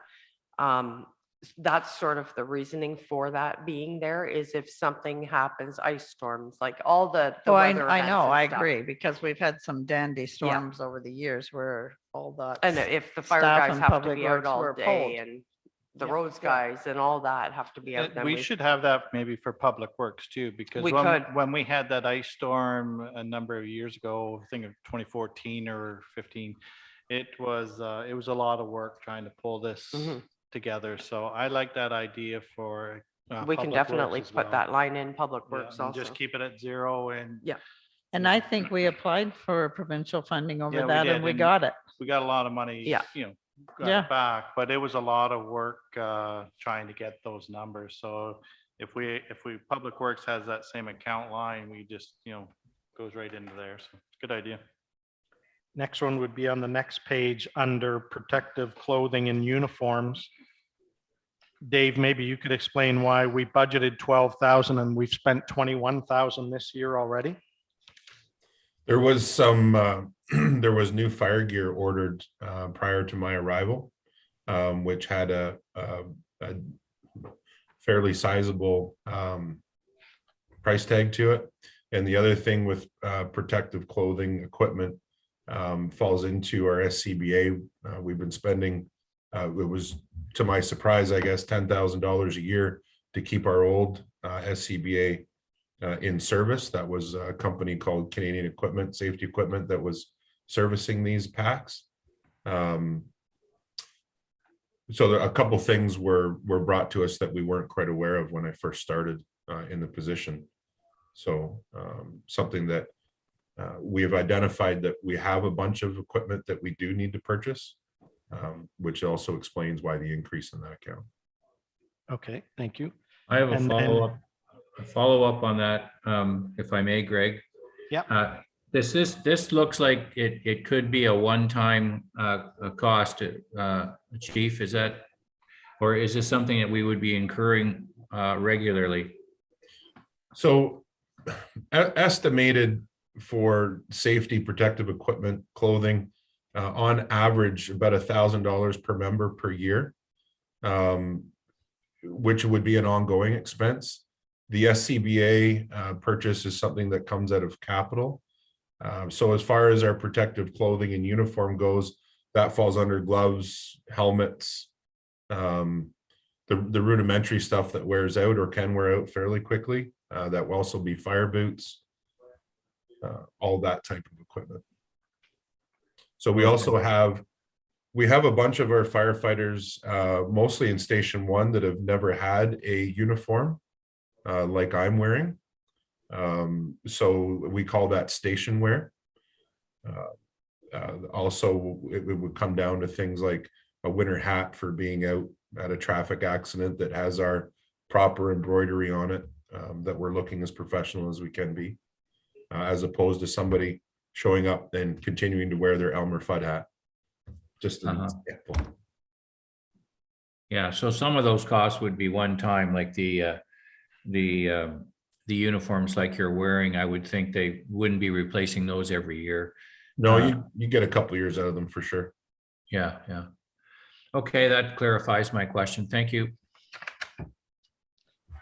The next one, Dave, building maintenance for the Grafton Fire Hall. So you're asking for 10, and I liked your explanation. We've budgeted 6,000 this year and we've only spent $2,200. Is that going to be, is that number going up or are we done for this year? That number's going up. We've used the capital side as well, and then we used a bit out of this account. We've upgraded all of the lights on the apparatus bay to LEDs. They just need to be installed, and the same with the exterior lights on the building. So there will be another cost savings coming back there for electricity. Station 1, I would recommend to council that we do a station tour and that we have a look at our stations and identify or maybe do a needs analysis. $10,000 as an amount for maintenance on Station 1 is really, that could be used extremely quickly. So I'm just trying to identify that we need to maintain these buildings in an appropriate fashion for the sake of the amount of taxpayers' money that it's used. Yeah, I agree. So that would be the same then for Centerton. You've asked for 6,000 this year and we've only spent 3. That is So correct. Is there more bills coming in on that one then? There's more that we can do to that building for sure. We identified, we had a couple of the garage doors fixed, repaired. We've had to have the heating repaired in there. We have, the firefighters took it upon themselves to paint the fire doors, which add a nice little contrast color to it, makes it stand out as a fire station. Nice. We can replace the lighting. We can do upgrades in the kitchen. There's been a lot to accomplish in my last 6 months. So we just haven't got to everything that we could do with these funds. Okay, thank you. My next one would be the Centerton Fire Hall Miscellaneous. I'm just wondering why Centerton has a miscellaneous fund and Grafton doesn't. Could we not possibly move that miscellaneous fund to the Roseneath Fire Hall, which would be, or under admin? That miscellaneous fund is up to you, the chief, or does it Sorry, actually? it looks like I just missed it on the Grafton Fire Hall because Centerton and Roseneath do have it. So it looks like I see that it was there for 2021. But the line item's empty for 2022. So I probably just missed it. Okay, so would you be open to the idea that the miscellaneous fund just belongs to fire admin and then do they go through you if they purchase anything for Grafton or Centerton Fire Hall or? Yes, we have an order form that we've developed, so everything has to be approved before we go ahead with it so that we can keep track of the budget. And also on a needs analysis, is it important? The other thing, I think we got the computer system now that can break it all down to the individual halls, trucks, etc. So instead of putting in 1,500, it's 5 for each, which he can probably move a line item around if he needed more in one of those halls and less in the other. Okay, just a comment. And then something I don't understand, Dave, is the Roseneath Fire Hall, which is a brand new building. We've spent already $10,000 in maintenance costs. And we're asking for another 10. And last year we spent almost $20,000. I don't know what's going on with the building. It's a brand new building and Those are the costs that we charge back to the county. We pay all the maintenance costs on that building and then they pay half of it at the end of the year or a 61 or 39% or something. So we bill them quarterly. But what is in that? Like what? So does that include janitorial? The snow plowing, the janitorial, the trying to think of what else is in there. The grass cutting. anything that, if it needs electrical or something, it's split. That whole building is split for 61 and 39%. Yeah, so, Feed, hydro, but why everything. I know it's a much bigger building than stations 1 and 2, but their maintenance fees are so much lower. Why? I'll be able to speak a little bit on this because I was involved with Public Works, and there's many phone calls coming from the paramedics that, we need salt, or special requests often come from the paramedic side in the winter for a truck to be going in there and applying material. So Last year, we actually took one of those bills and actually sent them the whole bill. Because if they're requesting it, then they should be paying it, the whole thing. Okay. Okay, that explains that one. And another one, Dave, was the Roseneath Fire Hall supplies. We spent $381 on an account that has no money in it. I don't know what's that for. Should that not come in under miscellaneous or something, or? We have can no- definitely move it. We probably just haven't reviewed it to be able to reallocate it. It Okay. was assigned to an account, and that's where it ended up. Last year was 641.27. I'd have to look into what those supplies were specifically. Okay. And then on the next page, 2000 tanker number 483 under fuel. It doesn't show that we used any money for fuel this year. We haven't allocated it yet. It doesn't get done until the end of the year. Okay, Okay. Okay. okay. Just wanted to know why it didn't show. And could you also tell me, Dave, under 2006 rescue van 493 repairs and maintenance, we spent almost $3,400 on repairs for that. Do you know what the repairs for that were? Yes, yes, I do. And you will, on the revision of this, so being updated the end of November, there will be a few of those line items that are going to be very similar. They're going to be over. And the reason is we had several tires that were past their expiry. And that is a tire on a fire apparatus can't be any older than 7 years max. We also had a ton of brakes and that needed to be replaced. We had a ton of brake drums that had cracks in them that needed to be replaced. In doing our due diligence and making sure that our apparatus is meeting the standard for the safety of all of our personnel, we've had to go through them. And that has been one of the great benefits of having a mechanical officer that knows and understands what these pieces of equipment need.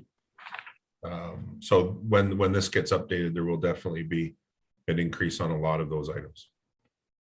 Okay, good. Thank you. So that'll be the 217 Dodge Ram. Same thing. We've spent $2,200 in repairs, and the 214, 1,500 tradesmen. But now that we've spent them, you won't have that same expense for the next several years. Yeah. And then the other aspect of that, one of the things that we do keep track of is the overall, so our plus minus on our overall budget. And we're still, with the entire budget, we're still sitting in good shape. Yeah. For this year. Okay, and just the last question would be under the capital equipment. Mhm. And maybe it's past my mind, I don't know, I'm getting old, but $20,000. Do you know what that's for, the capital equipment request? I just increased it by 3,000. The year before it was at 33. Last year it went down to 17. So I increased it by $3,000 so that we would have some, don't call it a miscellaneous account. I don't want to misguide you there, but as far as capital equipment goes, there's a $20,000 is not very much for a fire department. So there's many places we could use it. We've just been trying to, again, to establish what is our priority list. Okay, thank you.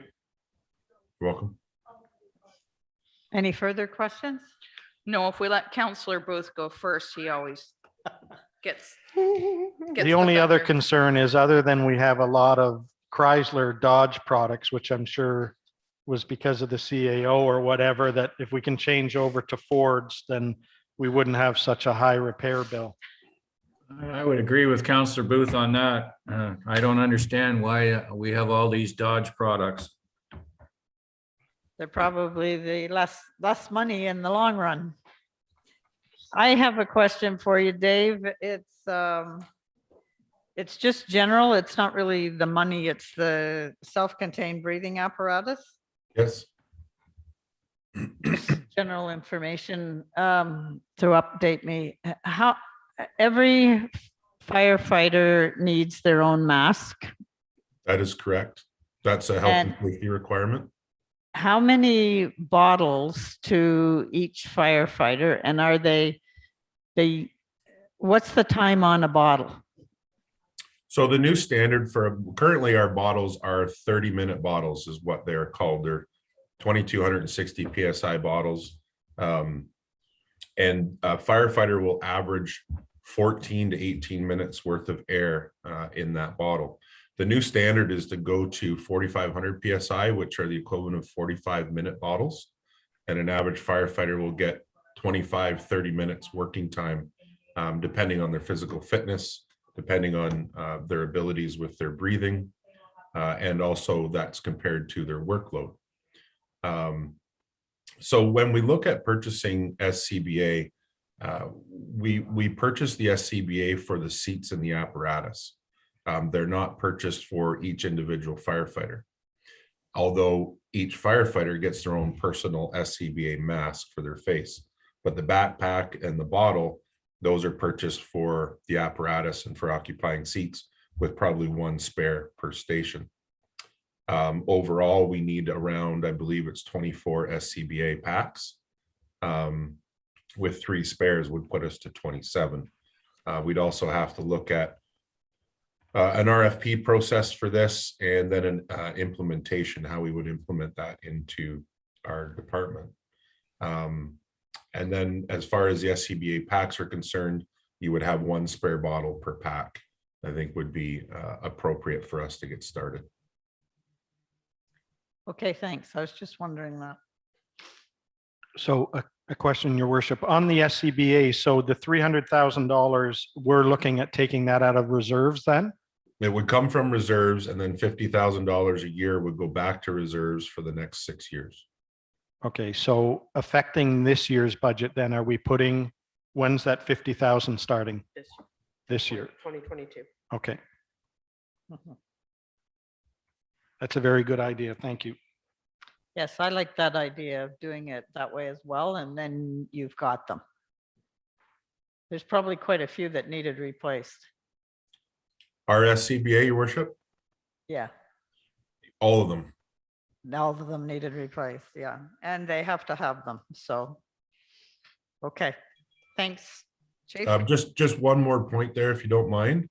Okay. This is a 15-year purchase. So Okay. SCBA's are good for 15 years before they would need to be replaced again, or at least updated. But because the standards are changing all the time, we can at least say that this will be good for the next 15 years. And the bonus of that is the new SCBA packs come with a 15-year warranty. Oh, good. Okay. Any further questions? Okay, Carol, do we need any motions, resolutions to change anything? It's a big budget. I kind of lost them. I don't think there was anything. Huh? Did you want that $1,000 out of the unexpected events? So if you wanted that out, we need to have a resolution to take that $1,000 out of unexpected events. It's up to council. I'll make that motion. I would like to keep the line, but just don't assign an amount to it. It is whatever it is. The other thing is, though, it could be even though it's an unexpected event, it could be a cost to the municipality that's not covered by the province, correct? Correct, yes. Yeah. I mean, so- it's not necessarily going to be covered. It's just that it's easier accounting to have it all in one place Yeah. when you go to do the grant or the application for it. So I've learned the hard way in the past, so. So that's the thing. It could be a municipal cost. It could end up being a municipal cost if it's not, if we can't get money back, but then we know that it was something that an ice storm came and hit us, and that's the amount that it cost us for it. So, And to add to that, to the motion is that, like Troy said, to add that line to the Public Public Works. Works, yeah. Same thing, just an unexpected event in case we have to charge something to it. and you want it at 0. I would say 0 makes sense, right? We don't know. Yes, because we're not expecting anything from it. It's, and if it happens, then we'll It have is what an it amount. is. Yeah. Okay, Pat, the motion is the unexpected events will go from 1,000 to 0, but be left in the fire budget and added to the Public Works budget.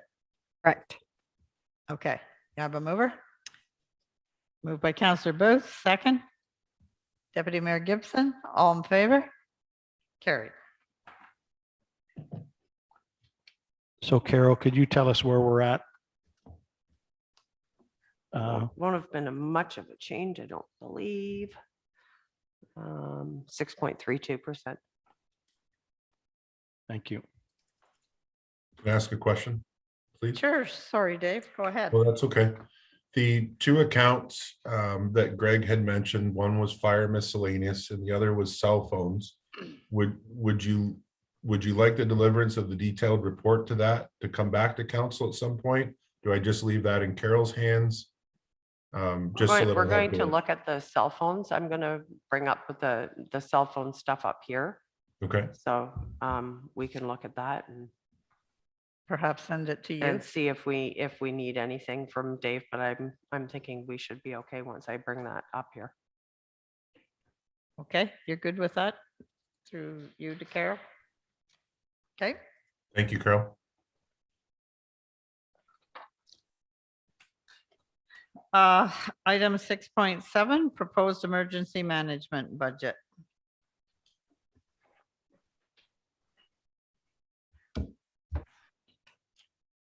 CEMC.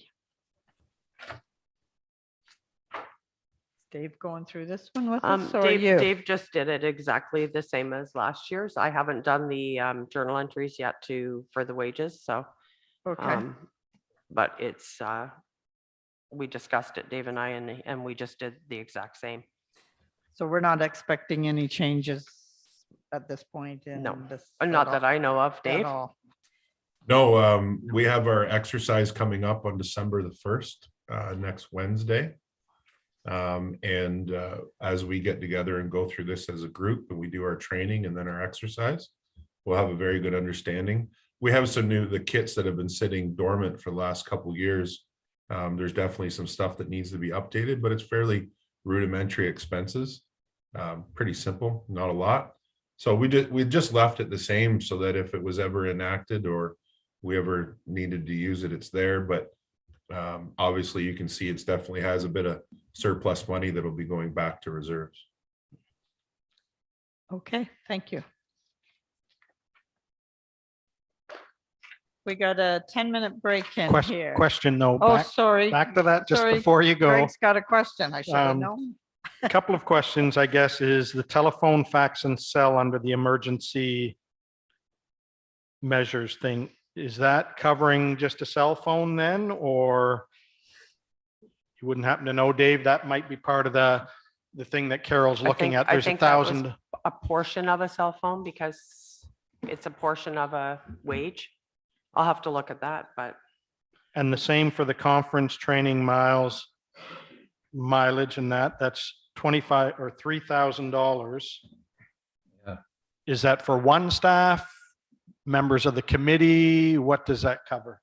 That would be for our staff if we had to go and take a course for it. We did not have to use a lot of it. I had courses coming into it.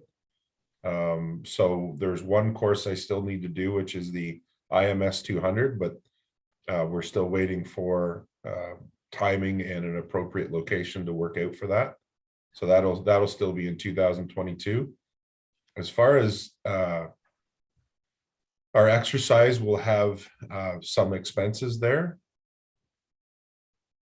But not significant, Greg. Well, like you said, if we don't use it, it goes back. The biggest, I mean, with this, if we address a bit of wasted money, but the dedicated emergency phone lines is just such a shame because they just sit there. And obviously they're there to be used in the event of an emergency. I get it, but you know, $80, $90 per phone line to just sit there every single month, it would seem that you would hope that there would be something else that we could do there. But again, that's going to come out in our training and revision of our exercise on the 1st. Maybe we can come up with a different answer. Part of the other issue with those is that it's on a 3-year contract. So as soon as you go to cancel it, you're paying up that 3-year contract. Yeah. So that's there because there's phone lines here and there's phone lines up in Roseneath. We were going to cancel these. It was going to cost us more to cancel them than to let them run out. It's one of those things. Mhm. Do you have more questions? That's it for me. That's it? Okay. Okay, so thanks, Dave. Your Worship Council, thank you. Hope you have an okay time dealing with all your other budgets today. Thanks, Dave. Thanks. Take care. Thanks, Dave.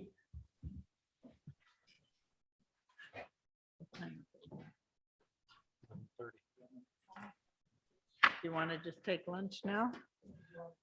Great. Do you want to do a little recess and take lunch instead of a 10-minute break, or do you want to wait, or what? Do you want to do one more? Well, the Building- next Why one is don't- though building, and that's It's big. going to be, We'll take lunch. We'll take an early lunch now then instead of a break, and we'll be back at Gail, 12:15. can I just, before we break for lunch, I'm wondering if I could put forward a request that tomorrow, following our budget meeting, we go into closed session just to discuss some events that transpired over the weekend. Sure. Okay, so that's good enough to, Yeah, We'll just Pat's put it on the online and agenda. she'll get things ready. okay. Okay. So are we going to be coming back into another Zoom meeting, or will we just leave this one up? What's the plan there, Yolanda? This can be left up. We just need a motion to recess until 12:15. I guess. Okay. 12:15, good enough? Yeah. Moved by Deputy Mayor Gibson, second by Councillor Booth, all in favor? Carried. And just advise everyone, I will place them in the waiting room and we will bring them back at 12. Okay, so do you want us, we don't need to turn our mics off, is that? Yes, turn your mics off, please.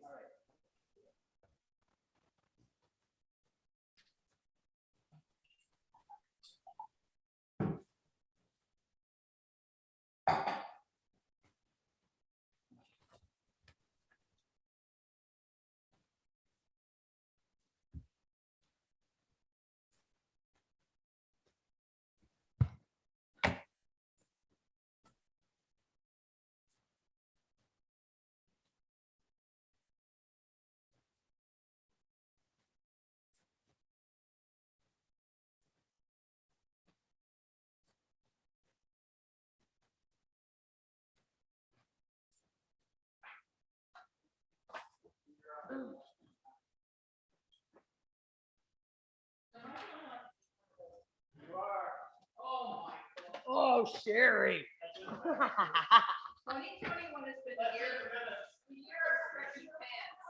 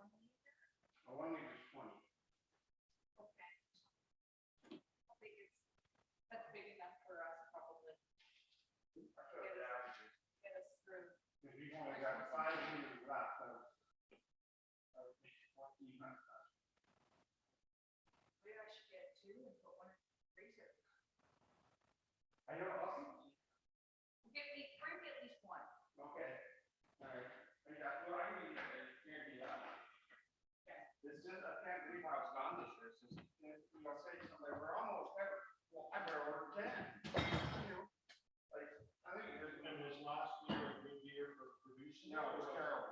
$20. Yeah. Okay, You you don't have to pay me like that. no, because you're gonna bring it tomorrow. Okay. She That wants way, that. I'll hold you to it.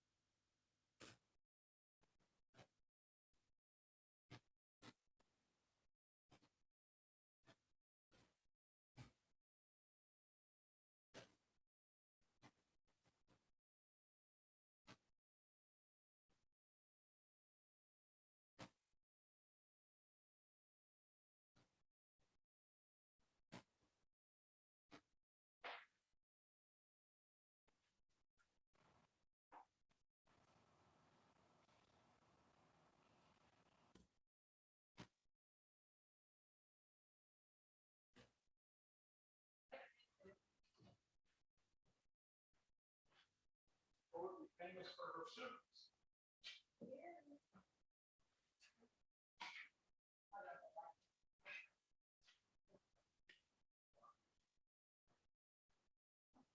You tell us what it is, Dale, because we're not 100%. Some kind of squash.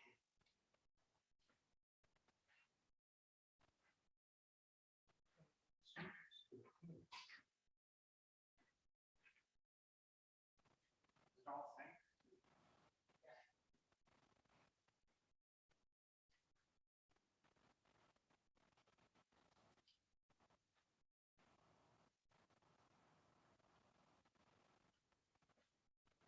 So Jim, when you're at maple syrup, do you go to the farmer's market with your beet?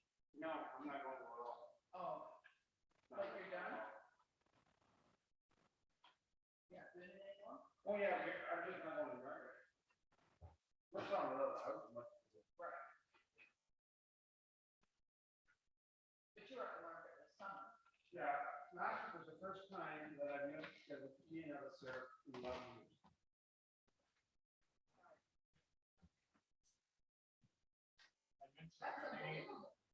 I mentioned your name, Jim, when I bought sausages off that lady in 45. Yeah, Victoria told me. Go into her house, It's in the garage. so that like you can ring a bell or? Yeah, if you drive up, she says, phone this number and I'll come right out. And we bought the variety pack and I bought a bunch of frozen stuff too, the patties or something. They're good.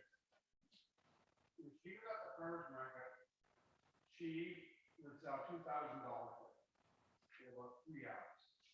Well, she mentioned your wife because I said, Jim, call and tell me, oh, isn't that nice? His wife, is your wife named Leah? Yeah. Oh, we'll have to talk to Leah. I said, well, it better be good. Jim says it's good, so. Have you cooked any of it yet? The sausages were good. I haven't cooked the frozen ones, the patties, but the sausage rolls. I don't know if there's any. I would check. Does she make her own sausage? She buys everything from. Does everybody have a drink? And makes her own. Do you want a drink? I'm okay. I have sausage. Jim? I'm good. Okay. Sherry, you've got water? I got water, thanks. She buys it from Costco, eh? Like, She buys a ground pork from Costco in 100-pound boxes. oh, Or 88-pound boxes, something like that. you don't get that, you get that, yeah. Yeah, so you have to have order.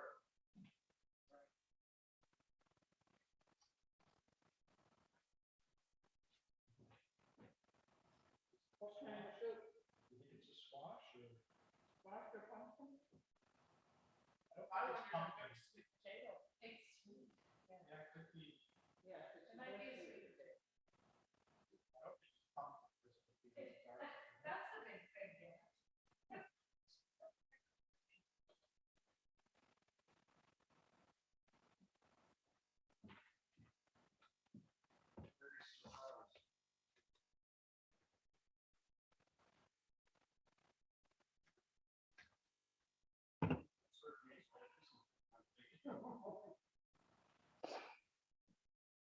I went there one day and Terry, oh, Mr. Lodge, and she walked away. That was another girl serving. Are you serious?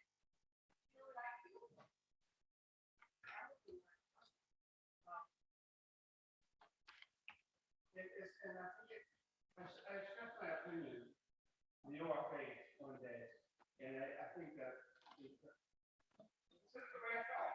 It was like, well, Yeah. any open land, no buildings or residence, taxes be a lot less. And I said, so you're wanting everybody else aren't farmers that open land to cover the cost of your open land and your taxes. Oh, yeah. I said, I see your point. There's a whole deal, no? But you don't want to cover your development. Yeah, right. I said, you can't have it both ways. I don't like it. It's for you, yeah. Yeah, that's true. Well, the vacant land, I've heard that the library, the farmer might have, it's the vacant land. And all the other stuff that they don't.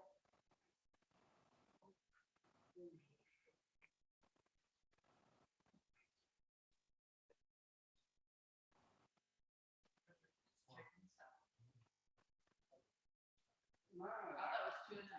that's why I didn't touch it. No, I do chicken salad. I fished around the townships, the Hamilton, the Trent Hills, and us. And any vacant land, we are about half tax rate is what they, at least. Because I think, That's not the ratios, yeah. well, I know people down here from like the Fee area. And they said, I do want, we gotta cheat the tax. Cause they're paying like triple. Yeah.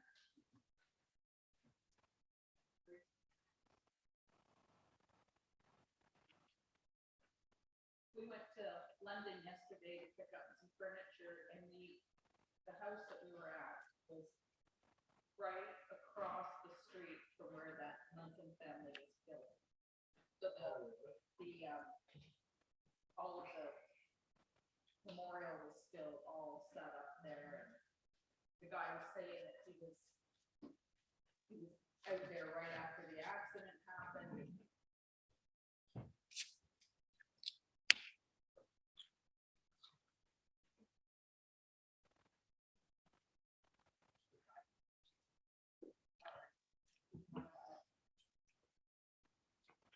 Most of the cell phones are 20 bucks a month, 20, 21, 28. Brian's is 59, but he gets a lot of calls everywhere. The Grafton water meter one is 62 bucks a month.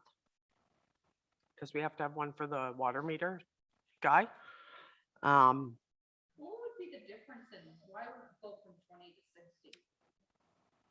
Probably because people calling long distance too. Like we get charged for that.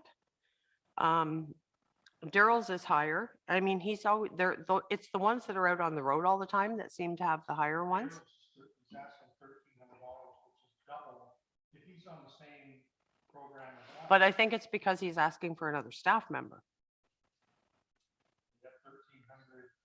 Well, He's got that other thing that he would use internet too, Mhm. Daryl. Yeah. On his phone. Yeah. where Yeah, somebody he- else he- might not.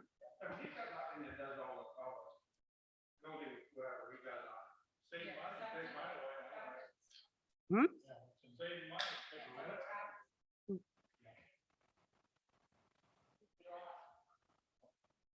I just want to get a standard for it. If it's $700, it's 700, same as we're gonna come up to the uniforms. Look at the uniforms. Some people are $500-600 for uniforms or even more, when the works department, you guys have a standard, was it $350 or something to? Was it 300 for clothes and 250 for boots? Mhm. So 550 per person. Mhm. So that should be a standard, you say, whether you're in works, recreation, whatever, it's 550. I think part of the problem with Parks and Rec is they've got students in the summertime that they do the high vis for. They don't do the boots and they don't do that, but so that's extra.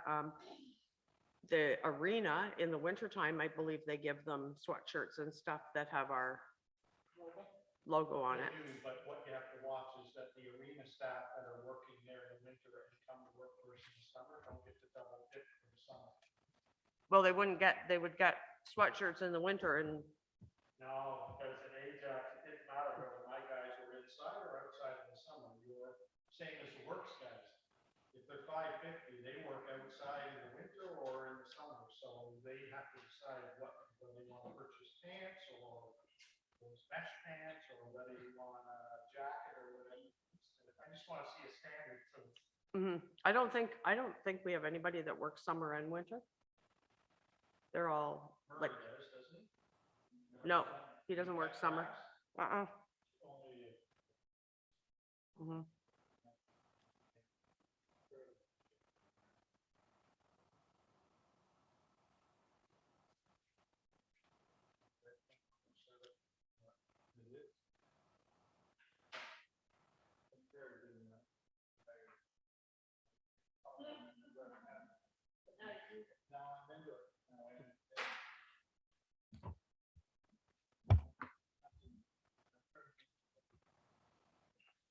Aside, like, instead of Coke?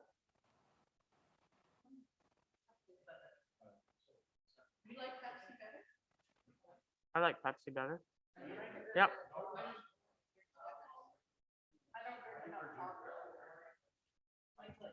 But I really like gin and tonic.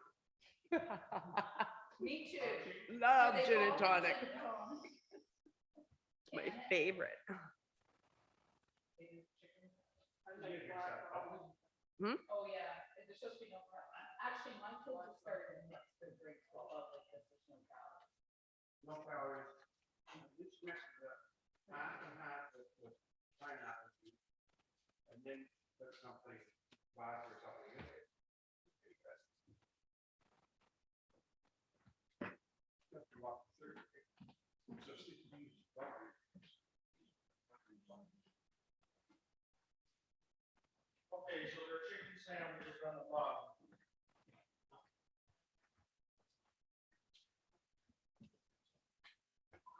Chicken salad, excellent. You don't like tuna? You like salmon? No, my wife loves it. Hey,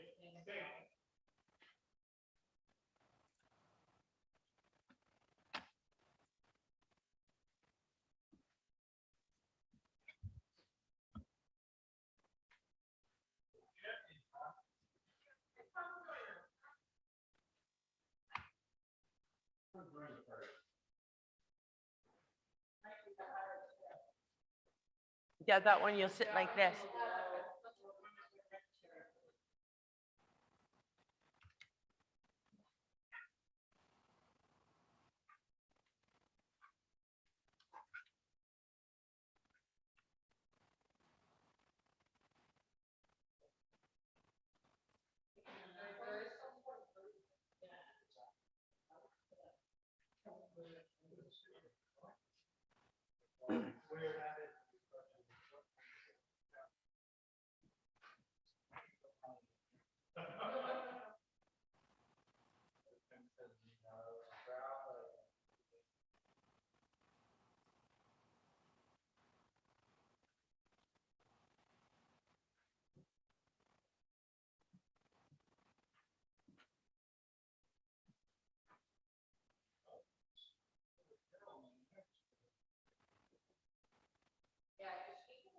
Oh, okay, so Daryl and Tim on his. I was just looking at, no, for cell phones, I'm just looking at cell phones. I was just wondering why there was 2 charges on each one, and it's because of Tim's on there too. that's about right now. Um, $1,500 would be 700 times. Yep.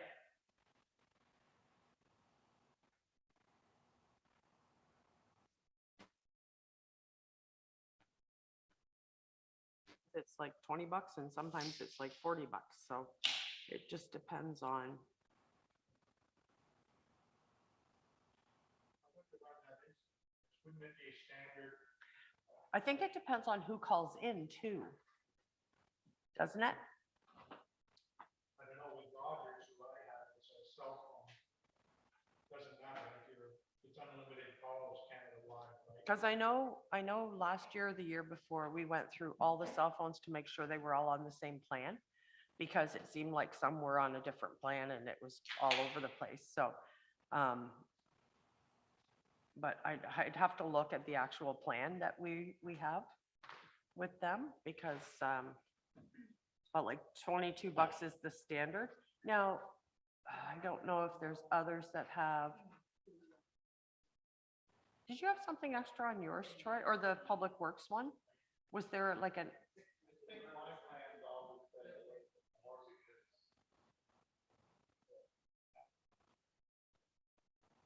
Yeah.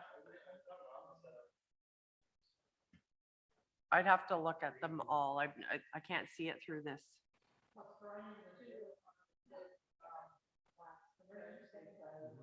But yeah. Yeah.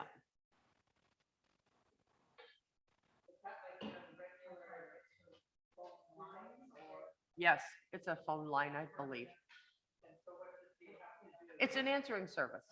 We have a separate phone, but it goes straight to the answering service. So I don't think we have an actual phone line that we could physically pick up. I think it's just goes straight to them. And they phone him, yes.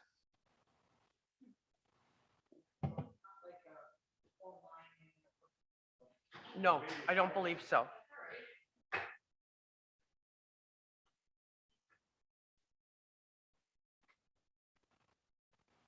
Oh, that's a nice picture. I'm sitting there going, oh, I wonder if anything's like light screen. But it looks like this on light screen. So that's. Says Campbellford. 1-800 Joanne. Well then. Oh, I should take the recipe and make these for my Christmas bake-off. I'm the judge this year. I'm the judge. There's a tray of goodies there too from last night.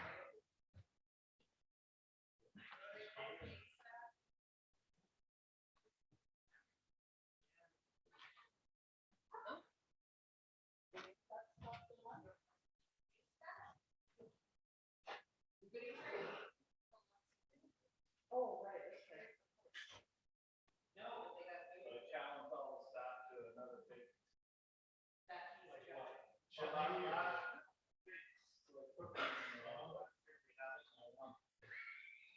well, maybe we should have all of them come and judge. Whatever. And you put them on a plate and just say 1, 2, or A, B, C, D, or is your wife's marked with a little X on it? I went home with the idea. You're on your own. Oh, I destroyed the kitchen. But anyways, I have a grading sheet. It's all based on presentation. Consistent. Oh, yeah.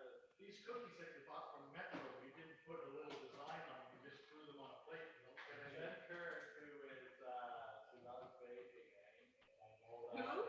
Jennifer Curran. Oh. Who likes baking and all that. And, she's a competitor. And then, I didn't give her a good thing.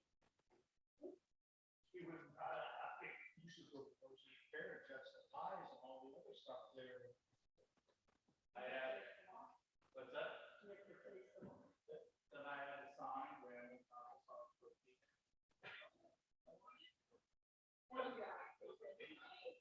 they're all different sizes. Yeah. Little ones, big ones, outer shape. I didn't get very great on that. The presentation.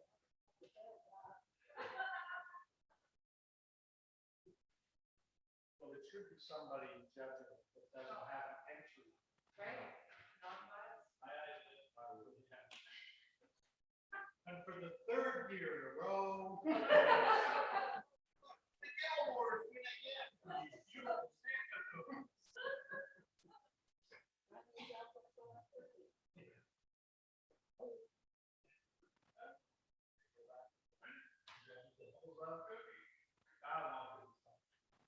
The Jennifer said to us, you know what? A little bit too much sugar and then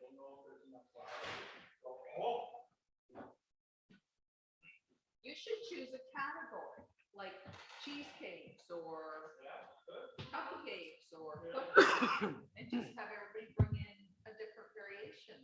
That's a good idea, because yeah.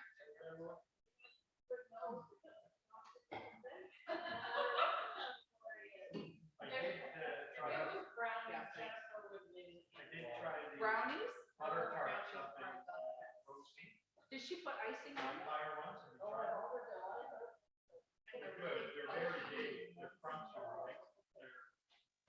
They're big, aren't they? Yeah. I've never been in, but somebody said $3. $3, but they're like a little mini pie. Yeah, and I asked her which is the most, they were out of the raisin ones, the regular ones, but they had score ones, they had salt and caramel ones, and How many did you buy? I bought, it was $18, so it's, So you bought six. no Half tax, dozen. nothing, and all that money you saved on butter. Yeah, but they're huge, like you have to cut them in half, right, or quarters, my wife actually cut them in quarters, because they are pretty big. Are they, so they're not running? The ones we had weren't really running, not like, if you go to Betty's. Yeah. Over, when you eat them, they drip all over you. I don't like those butter tarts from Betty's. No? Yeah, I'm not a fan of them either. Doo-doo's yours about. Yeah, they sell at the market. Jennifer's third sister sells at the market. Apple ones or? No, she's not tarts, but mainly pies and other stuff. She does a good job. Yeah. My wife says she's too pricey, but I don't know. I don't know, I think you should pay somebody if they're gonna bake for you. Compared to money. I don't care what it costs. Yeah, I'm with you. Pie's a pie, there you go. Yeah.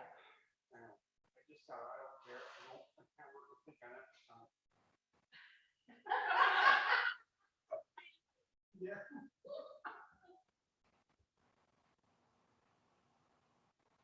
Yeah, I heard Sherry, it should be a category, every year Yeah. should be something different, like Christmas cheesecakes this year. Next year, something else, and then you can tell Jennifer, you didn't do that well this year, maybe next year we'll do Santa cookies. Maybe you should start with brownies. The category is brownies. My boss did not know about it. What type of brownies? Alderville's really close. Alderville brownies. Yeah. She made brownies the other day. The oven off center, because it just seems like one side of this brownie with a little more sugar. Oh, you get thrown back.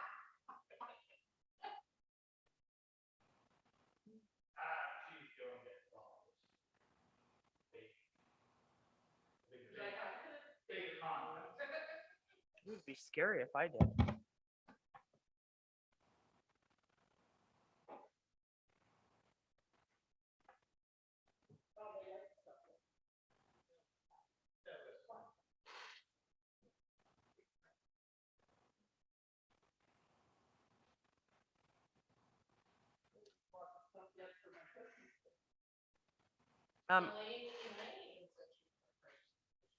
I was just gonna say, Elaine, I was just thinking of library. I just received their budget this morning.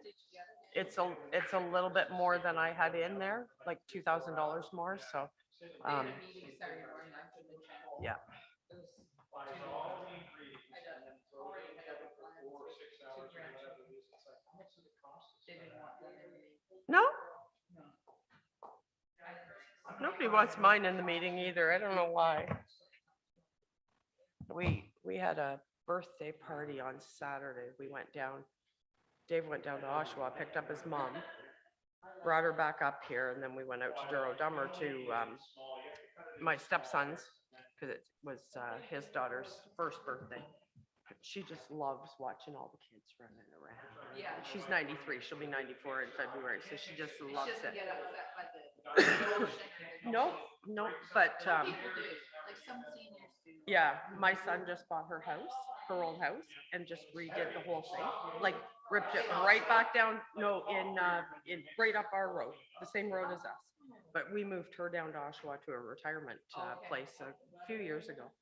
So he ripped the whole place apart and it's all open concept now and it was all small little rooms and so I said, do you want to go and see the house? And she goes, okay, I don't like the color of the siding.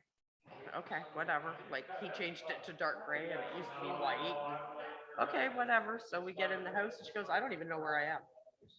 I said, well, there's the back stairs. They haven't changed at all. She goes, well, the door's missing. I said, yes, they closed the door. Well, then they don't even have a back door. I went, oh my God. I said, it's over here now. This is the mud room. Well, this was Marg's room.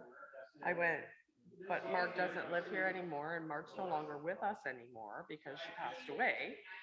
And she goes, well, where's my bedroom? So I showed her, well, how do you get into the living room? Because it's just like, oh my God. I said to Dave, I got to get her out of here right now because she's going to drive me crazy. So, but she doesn't like it. Sometimes not good to go back. Well, it was funny. I said, will it bother you? Because if it'll bother you, I'm not taking you. And she goes, no, it won't bother me. I want to see what they've done. So, Thought they were just redecorating. well, and then she said, what was wrong with the old kitchen? Well, it was made out of like just pieces of wood. Like it was horrible. I said, nothing. They just want something different. Oh. So I went, okay, we'll never do that again. Like, so she's funny though. She says what she wants to say and that's it. So, but there was, so Archer, who was the 1 pound 6 ounce boy, he's just running around like crazy now. He was having a blast picking up the tissue paper, putting it in a bag, taking it out of the bag, putting it back in the bag, back and forth. And he'll be 2 in February and she's due in January. So, and she's 31 weeks now. So she said like furthest she's ever been. So, and she's doing well, like doing really well. So she's hoping that she'll go full term with this one. And yeah, he was her first one. And I didn't think they'd have another one. Like I thought she would go no way because they were the sick kids for like 5 months. So, and he's had so many surgeries and yeah, he had 5 hernias, heart surgery. But he's just a going concern. Possibly they just have to watch him. They have to go down and check him all the time. But he's a little trooper. He's a fighter. Oh, I know. Yeah, I could hold him in my hand. Like if his head was here, his legs would be right here. Like that's how long he was. He was tiny. Tiny. I was afraid to touch him. Yeah. Like, I mean, well, we couldn't hold him, of course. So she was 26 weeks one day. Yeah, so the girl that works with me, her baby died was, I think she was 25. And the doctor, she said, likely the baby been just a week older, she would have survived. Yeah, that's so hard. She has her footprints tattooed on her, the inside of her. Yep. And You can't believe it. I can't believe how tiny they were. Drew, my stepson, he put Archer's footprint on his arm and it's like that big. And it's just, you just look at it and you go, oh my gosh. Such a, There'll be a hoop and he gets to be yeah. 6 foot tall. Yeah, yeah. Size 11 feet. He's really small still. Like he's tiny. He's got a tiny stature, but so chill. Like he'll just sit there and no problem. Everything's good. And he just looks around. And so, but Dave's mom was just thrilled to see them because she hasn't seen them for so long. So she was so happy to see all the grandkids. So great grandkids. Yeah. So number 13 in January. That's crazy. Yeah. I have 2 and I can hardly keep up. Yeah, and then the twins now. Austin's sick again. It's not my fault. I stayed away from him. Hard time of year, eh? Everything's coming at us. Well, and because of COVID, they don't want them at school. As soon as they have a sniffle, they don't want them at school. So. So now, the children can get vaccinated and what can you do? I do that.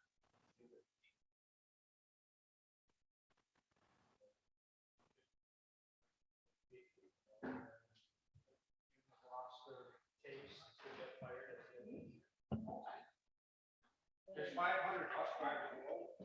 On the TTC, that's not actually, it's funny because they were both on the TTC representatives since September, you know, and we asked the membership and everything, blah, blah, blah, and then the union guy was on afterwards, right? This is ridiculous, short drivers, blah, blah, blah.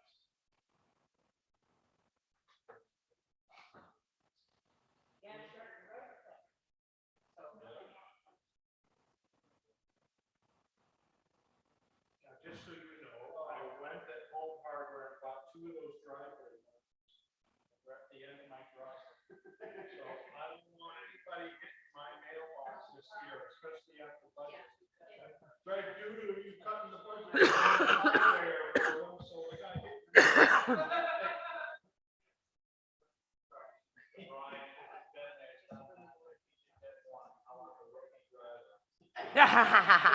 Center road.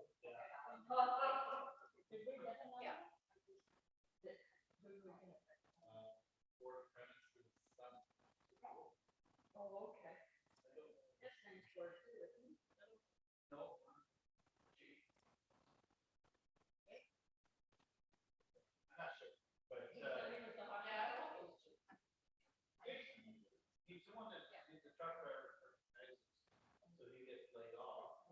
So did you get your license, right? Brian moved Herb, who was our mechanic, now he's not right. He's out there. He and Greg and Ron. Ron, he's wow. Those are the 3 rooms out there.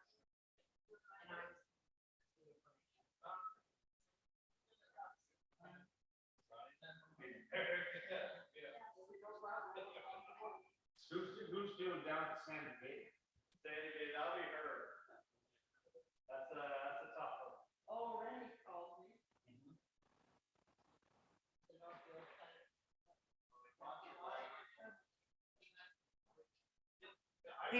He doesn't work here right now. So I think he wants us for the wrong reason. I think he wants us to come against for some. Well, probably, but I think it was him. Randy, you weren't, so you weren't turning. So I talked to go by. But. Is he all right with that answer? Not when I tell him. So we want to, I know he wants to. Because he's gonna go legal on us. He's gonna end up suing us, but he's gone against the policy. And yeah. And he's not currently employed with us. We don't have to bring him back.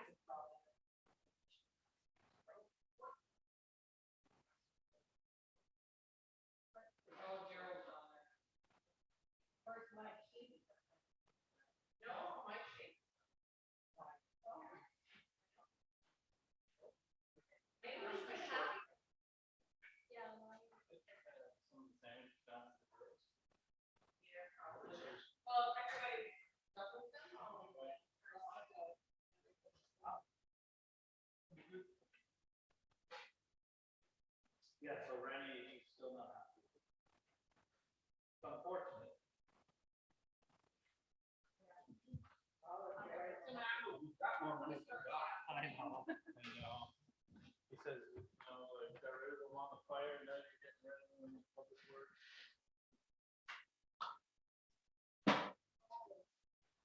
And we're not getting rid of. Nope. No. Did he not come back to work?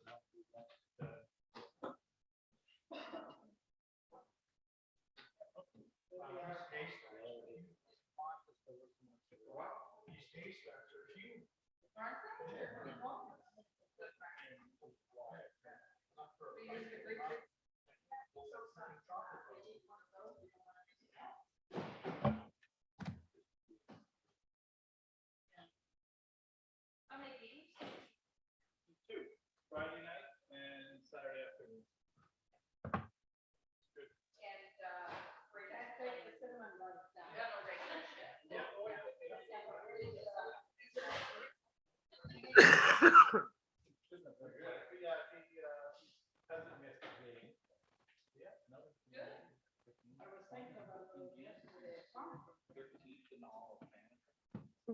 Cinnamon buns?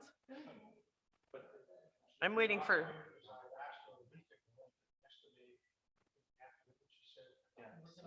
We're doing a regular schedule.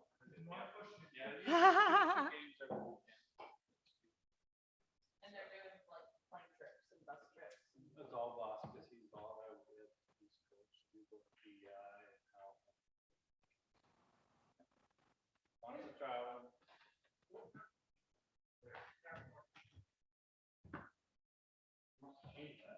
you scared me when you stand behind me.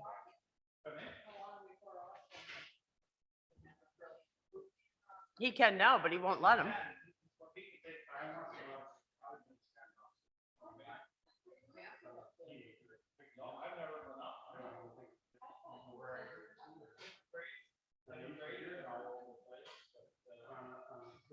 Troy's scared.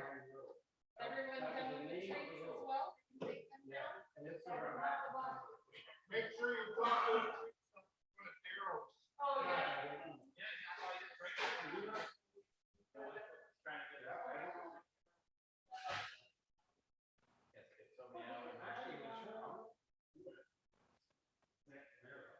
You'd have to drug him, I think, to make him sleep.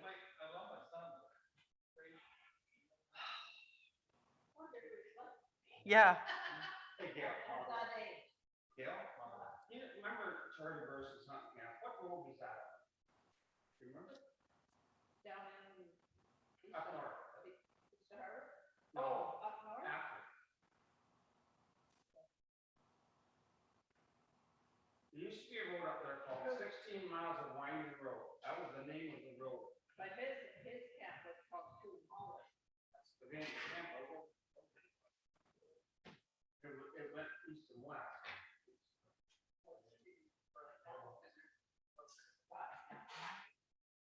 Yes, it can't be Coon Road anymore. I don't know.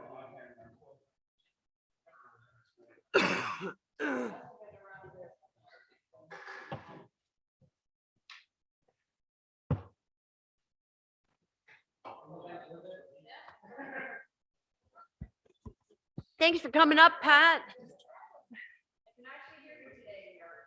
That's because I moved away from my, Yeah. No, so there's something wrong with my mic. Yeah, we need a new mic. Yeah. No, you can't notice it up here. No, but Pat said it's good downstairs, so.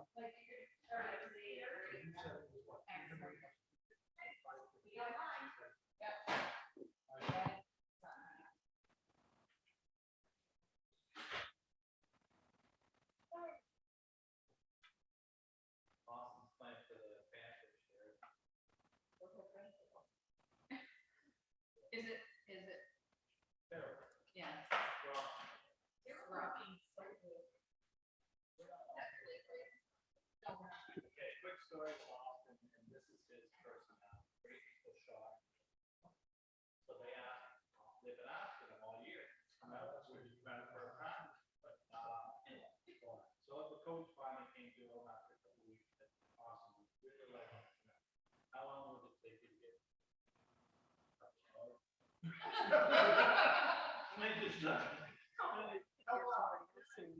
Yeah. So anyway, he did. He got a couple hours down here and skated, and then the third day he performed practice. And so I went home and I seen him and asked him to stay. Often Brady got drafted by Detroit Red Wings, but his Detroit bag, he was taking stuff all out of his bag and putting it in the Detroit Red Wings bag. Detroit pants, socks, jersey, helmet, gloves. I said, what are you doing? I asked Brady if I could wear all the Detroit Red Wings. Why did you want to get 8 for 3 years? Let's go where all your dark stuff can blend in. He did. He went in there and he's full What a of years. personality, eh? Night and day. Night and day. Wanted to be seen. And then you got home that night. I said, how'd you do?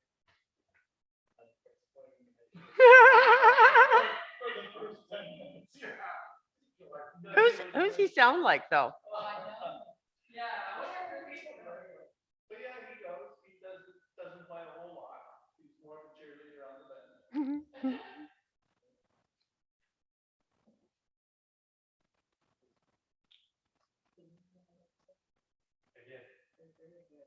Let Mark know we appreciate that.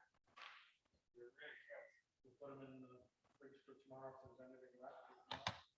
Put it out. Do not touch. Last time the mayor was out, she- Oh my gosh, that was so funny. She put her salad in here, Gail, because we were having another session the next day, and Steve went in the fridge and threw it out. He goes, oh, what's this doing in here? And he threw it. He's pretty, but that's good. He is awesome. He really is. He comes up here and cleans every day, even if there's nobody up here. Like, he just makes sure everything's good. And Actually, when I was coming up the back stairs this morning to come in here, because I pay attention to those things now, I thought that, those stairs were shiny clean. yeah, he does a good job. He Yeah, does a real really good job. Like the, the runner along the Yep. side sometimes collects dust. Yep. and- Two things really good, obviously.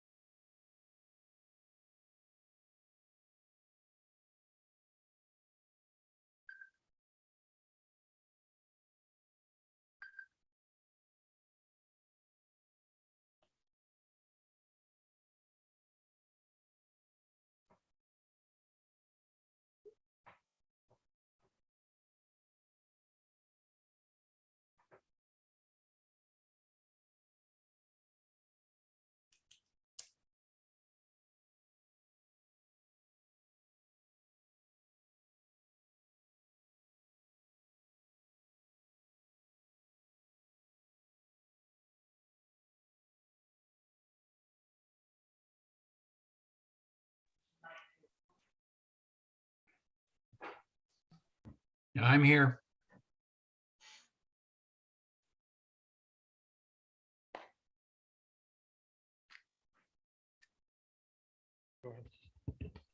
Welcome back, Grit. Are you there? I sure am. Okay, I'm just going to place you on mute.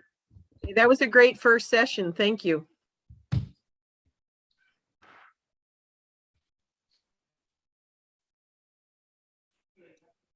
I haven't seen my venison steak arrive yet, Daryl. I was actually supposed to go pick them up yesterday, Mike, and I forgot all about it.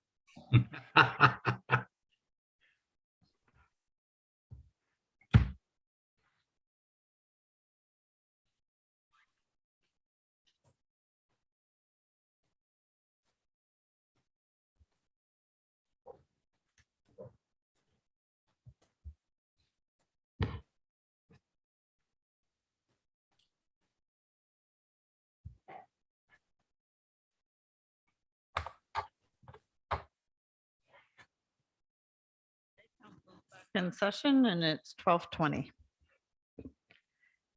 And we have Daryl Hall here, CBO.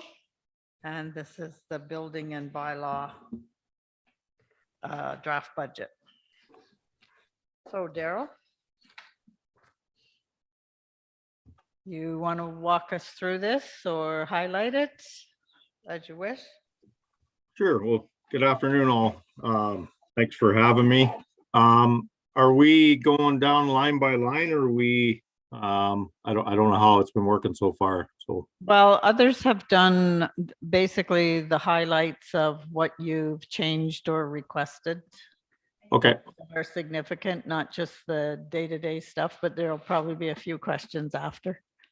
okay, perfect. Well, so we can do that. So one of the highlights just in the budget area up on the total revenues is that we increased the potential building permits to 190,000 bringing in next year. And we just, from last year was 170 we estimated. We just looked at that over the last couple of years of what we brought in. So we thought we'd try to increase that to because it seems like we're bringing in a little more than what we've been estimating. So that's really the highlight as far as the revenues go. I don't know if there's any questions on that, or do we just keep carrying on? Nope, if that's your change, carry on. Okay. So I guess the biggest highlight going down in the expenditure side would be in the wages area.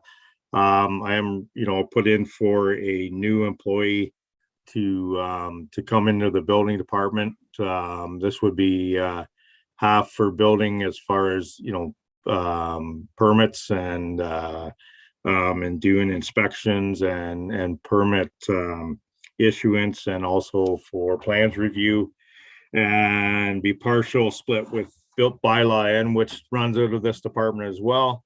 And they would also be looking after bylaw issues in a joint enforcement with myself. So it would be an inspector / bylaw enforcement officer for the department. And as you go down through it, that's where a lot of the changes and stuff would be, as far as pension and OMERS and that part of the expenditures.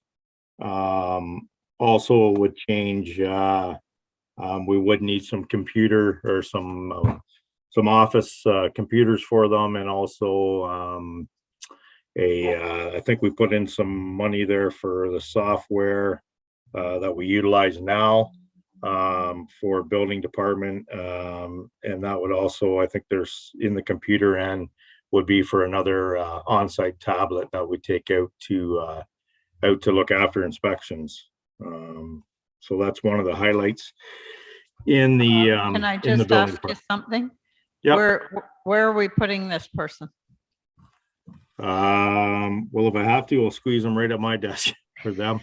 Okay. That is something we're gonna have to look at. There is, we looked at maybe potentially, there's spot upstairs in the, for now in the other office or on the other side. I've looked at a couple different areas, maybe out front, or over at the, finance side. There is one open desk there as well right now. So those are the potentials I've thought of right now. So Okay, so we'll have a space. we'll have a space. Yep. We'll make a space. While we're on this line, Yeah, go ahead. Daryl, is that a full-time permanent position? Yes, it is full-time, same 35 hours a week that I work in here. Okay. Thank you.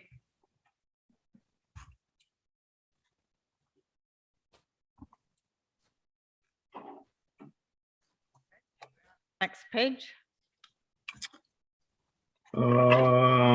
Next page.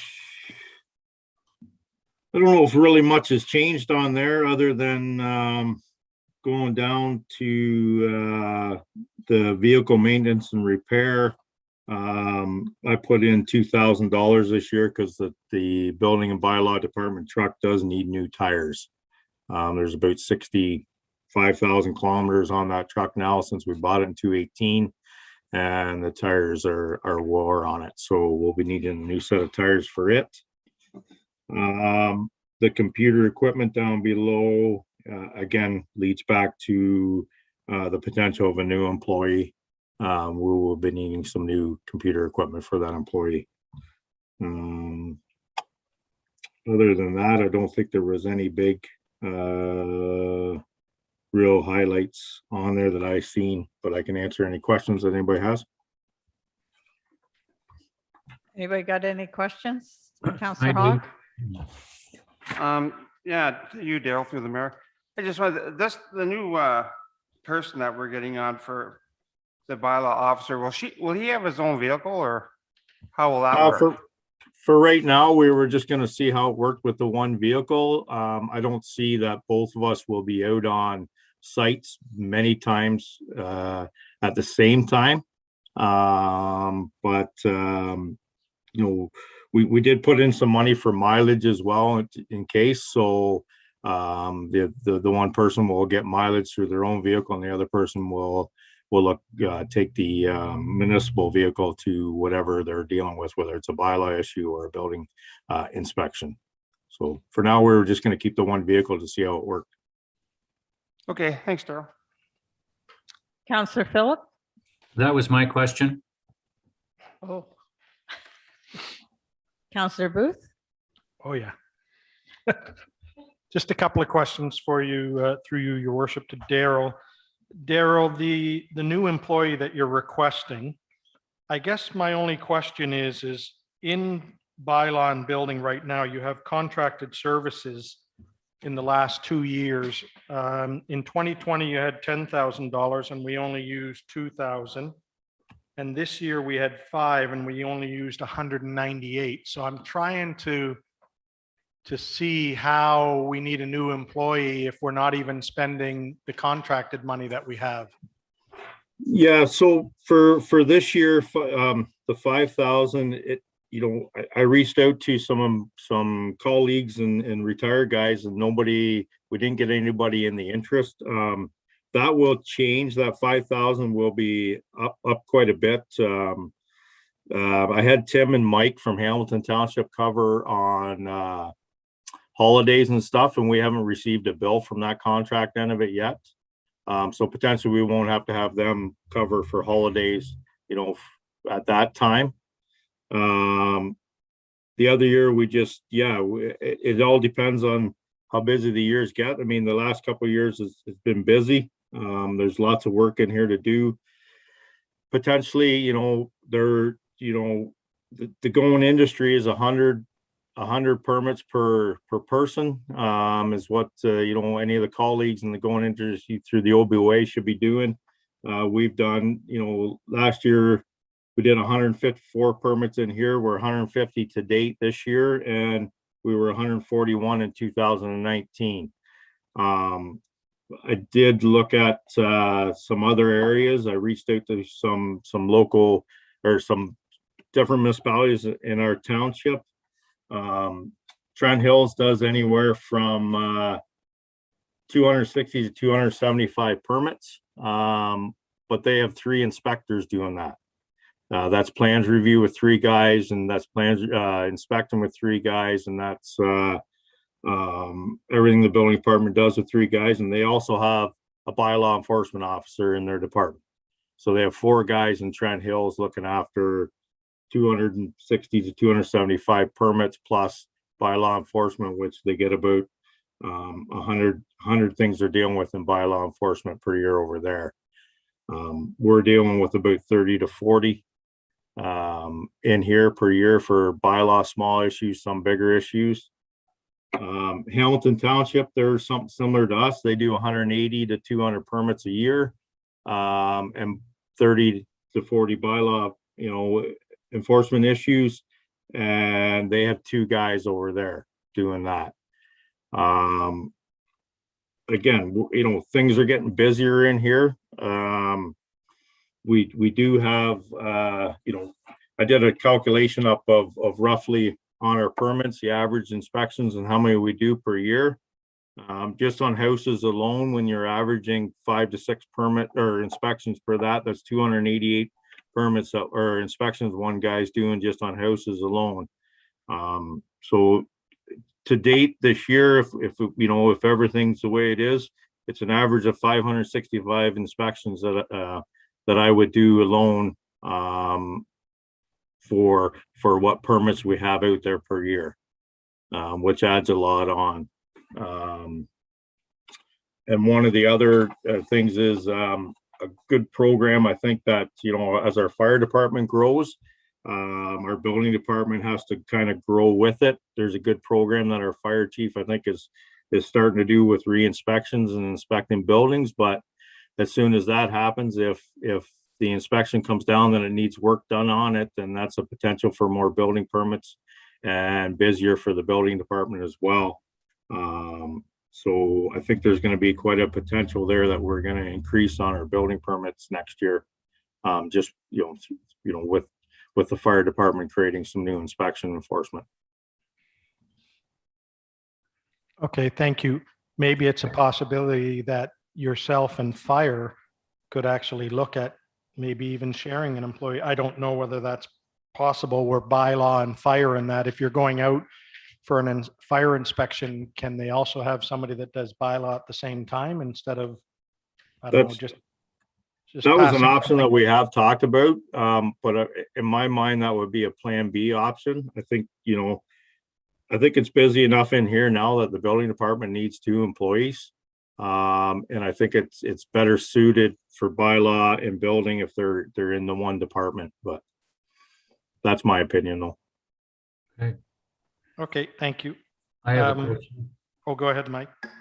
Thank you. Regarding the same item, so I'll just follow along behind.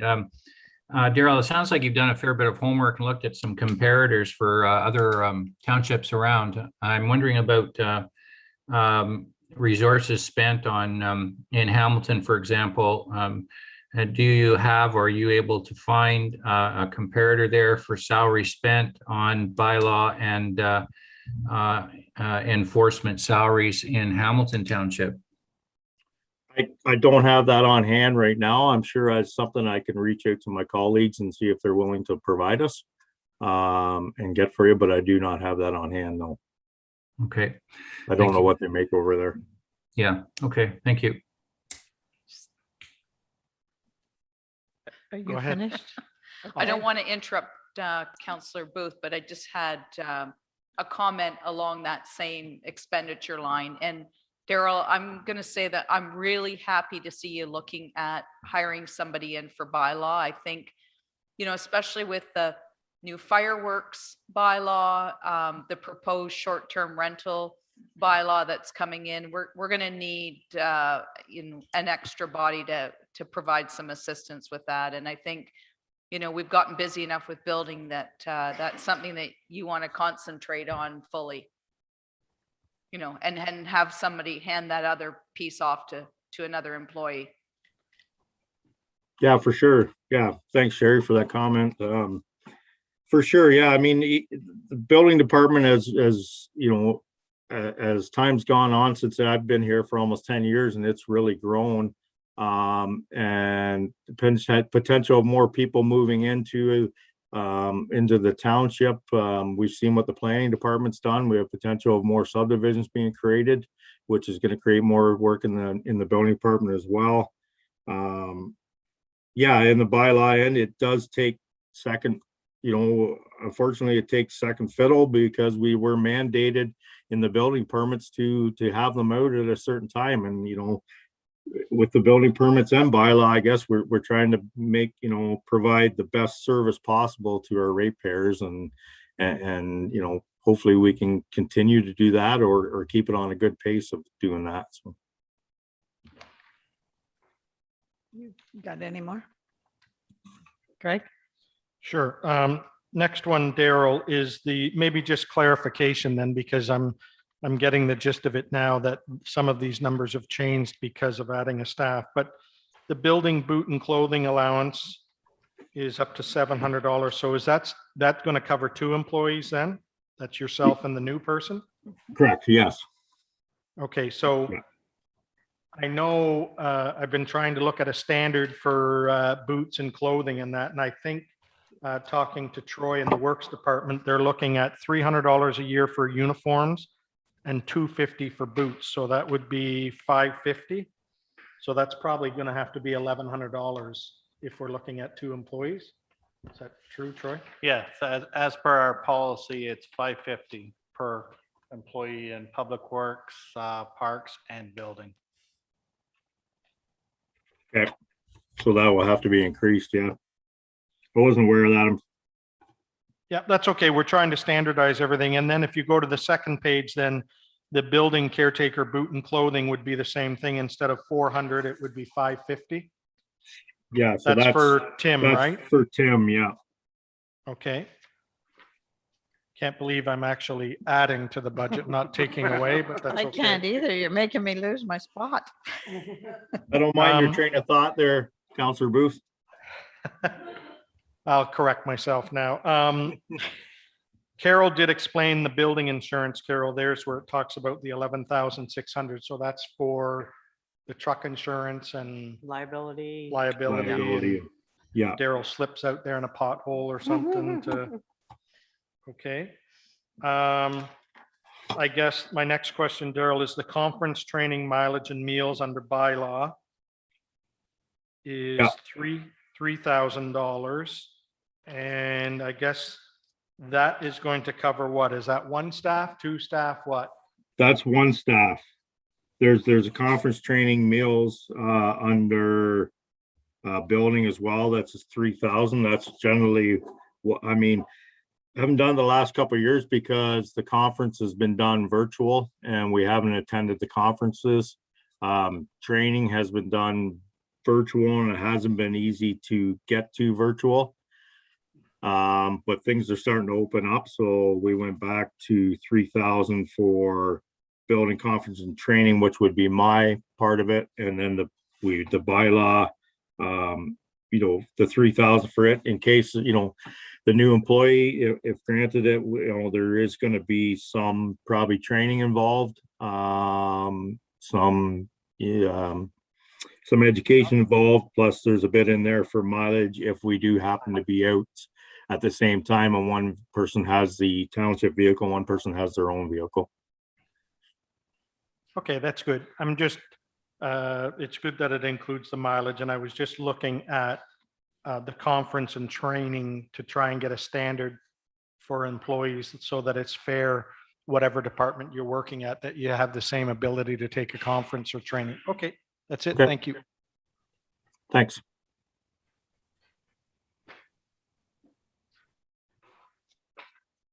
Anything further? So just to clarify, am I increasing the building boots and clothing allowance and the caretaker clothing allowance? Am I increasing those? Well, I think Yeah, to be so- fair, we're saying it's a standard, so it makes it easier in future budgets that you just have to multiply 550 by the amount of employees you have, and it's, Okay, so we'll just need a resolution for that and then I'll increase them. I'll make that motion. And you want it across all the departments? Yeah, it should be standard across all departments. Is there a seconder for that motion? Deputy Mayor Gibson, second. So the motion by Councillor Booth is to standardize the boots and clothing allowance to $550 per person annually. Is that just for full-time or for full-time and part-time? That's, our policy states full-time. I was gonna say full-time. So we can add full-time in the motion. All in favor? Carried. So just a question, what will we do for part-time then? Do we have a formula for a part-timer? I guess Tim's considered full-time then, is he?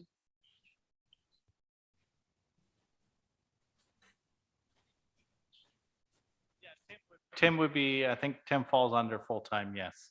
As far as the part-time, it is a reduced, it may be, I'd have to take a look. It's, We didn't do boots. no, I think it's be maximum 300 for part-time. And it really get, in the policy, it really gets specific where Arena gets a jacket, a toque and stuff like that when it gets into the part-time Arena guys. And then the summer students, it really gets specific in the policy where you get a ball hat and Shirts. T-shirts and stuff like that. So could you come back to us tomorrow with Yeah. that, just when we get to the arena and the outside of what Yep. each student gets and what a part-timer would get, then that's fine. Yep. As long as there's a standard. There is, yep. And Carol, what does that leave us at? The same? 6 point? You're putting us up now. 6.33%.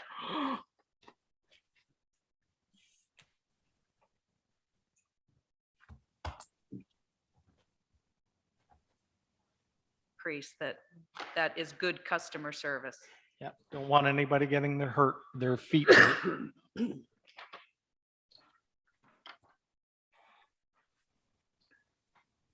Okay. Thanks, Daryl. Thank you. And thanks for the treats that everybody sent down.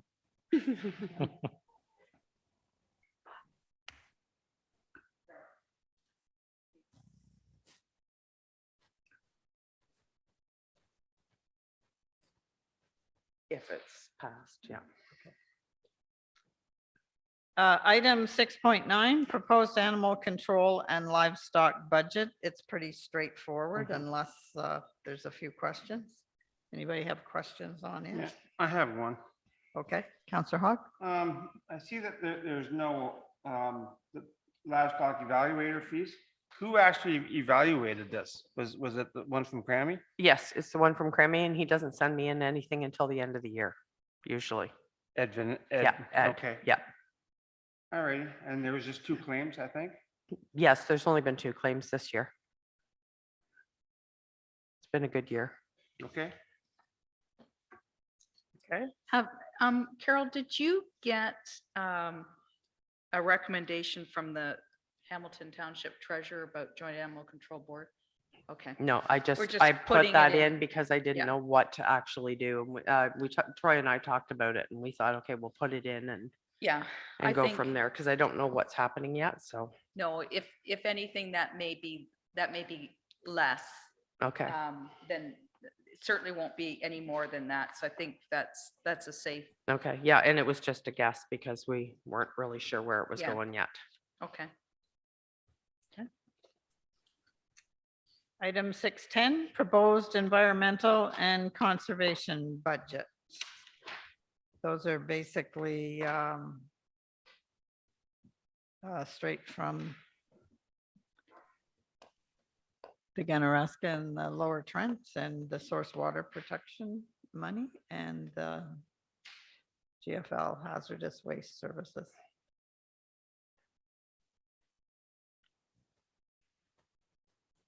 Yes.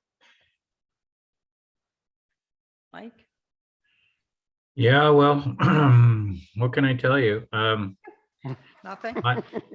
I voted, as you know, I suggested that, Lower Trent go back and rework their numbers. They did. It came down about 1.5%. What they're trying to do is to recover their capital equipment, which they left. They haven't had a reserve for capital replacement, and they're trying to recover along that line. And that's the initial, or that's why the increase is so significant. But in the end, the budget was approved by the directors, and that's the number. I could entertain any other questions, but my friend Councillor Booth from Ganaraska fared much better, and I don't know, maybe we should switch. No, I definitely, I think you know that I objected, and that they took it back, and it was reworked, and they still feel that they need that kind of increase to continue to provide good service for the Conservation Authority. So that's really all I have to say. Thank you. And Lower Trent covers more than the Ganarask in our township as well, so. Oh, for sure. Yeah. So, okay.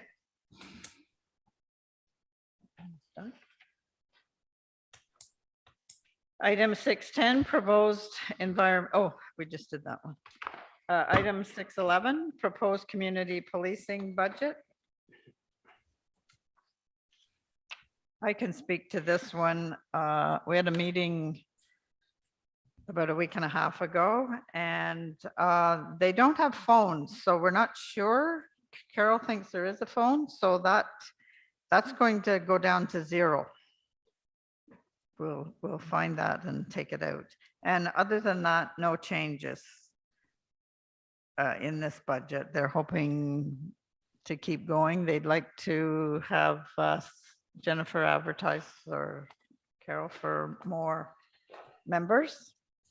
And hopefully they can get out and do some things. So you are wanting the community support the same as last year, the stationery, like all of that? Because right now it's sitting at zeros, because I understood they weren't going to be going, but they are.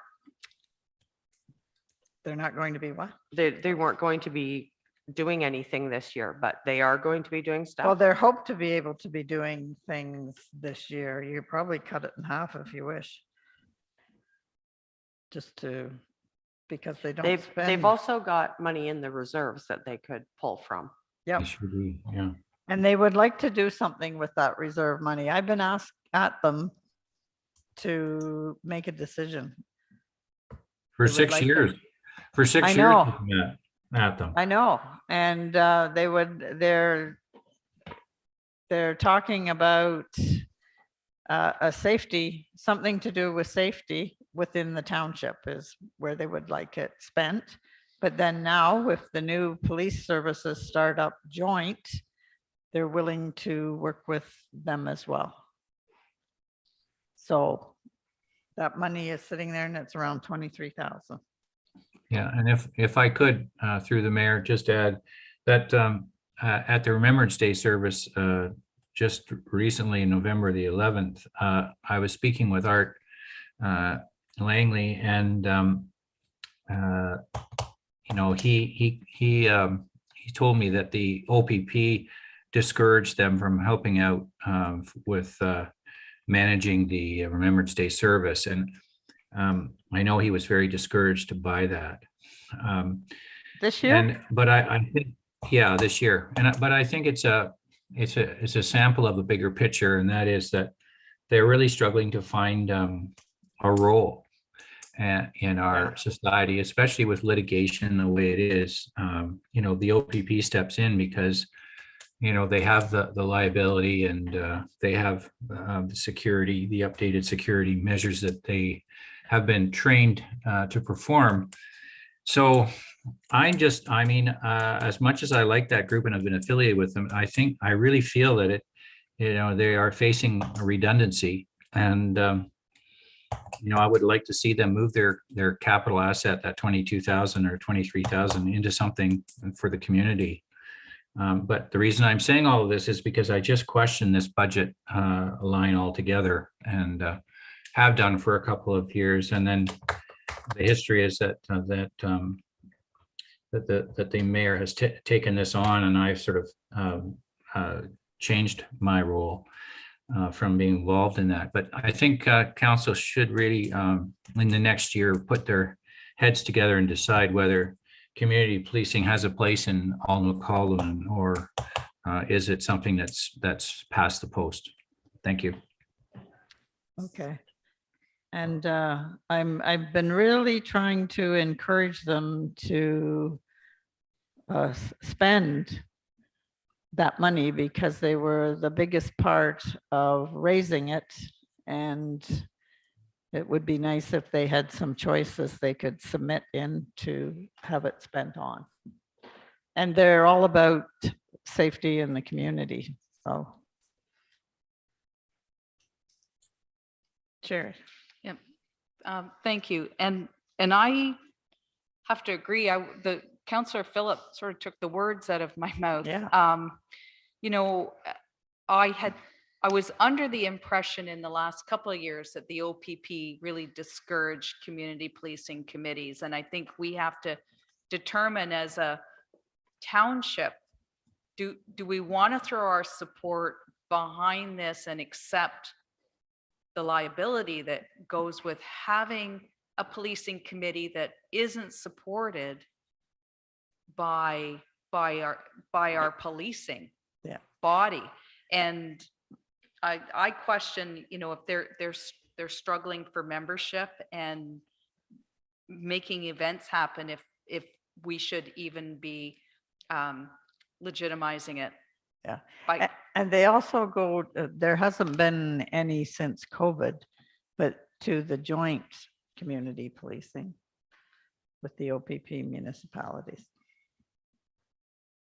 So they've been, other than the last COVID time, they've been attending those as well.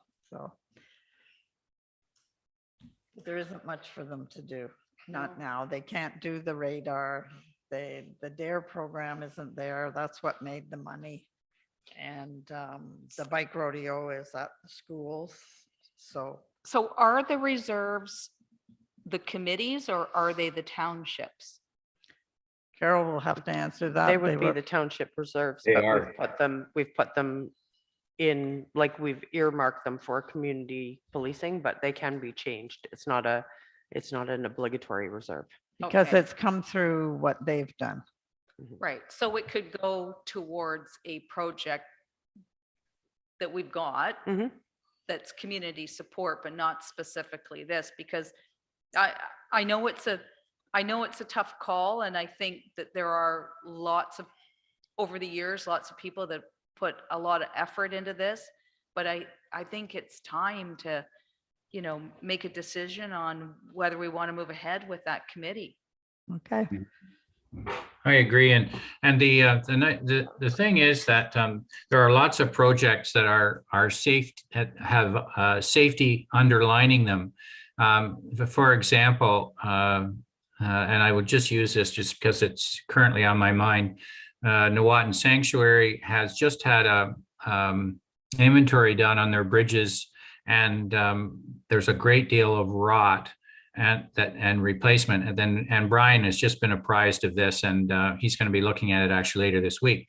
But there's a safety issue that needs to be addressed. It's expensive, and that's just one example where that money could go and improve the well-being and safety of the community at large. And I am sure there are lots of other examples that just aren't front of mind at the moment for me.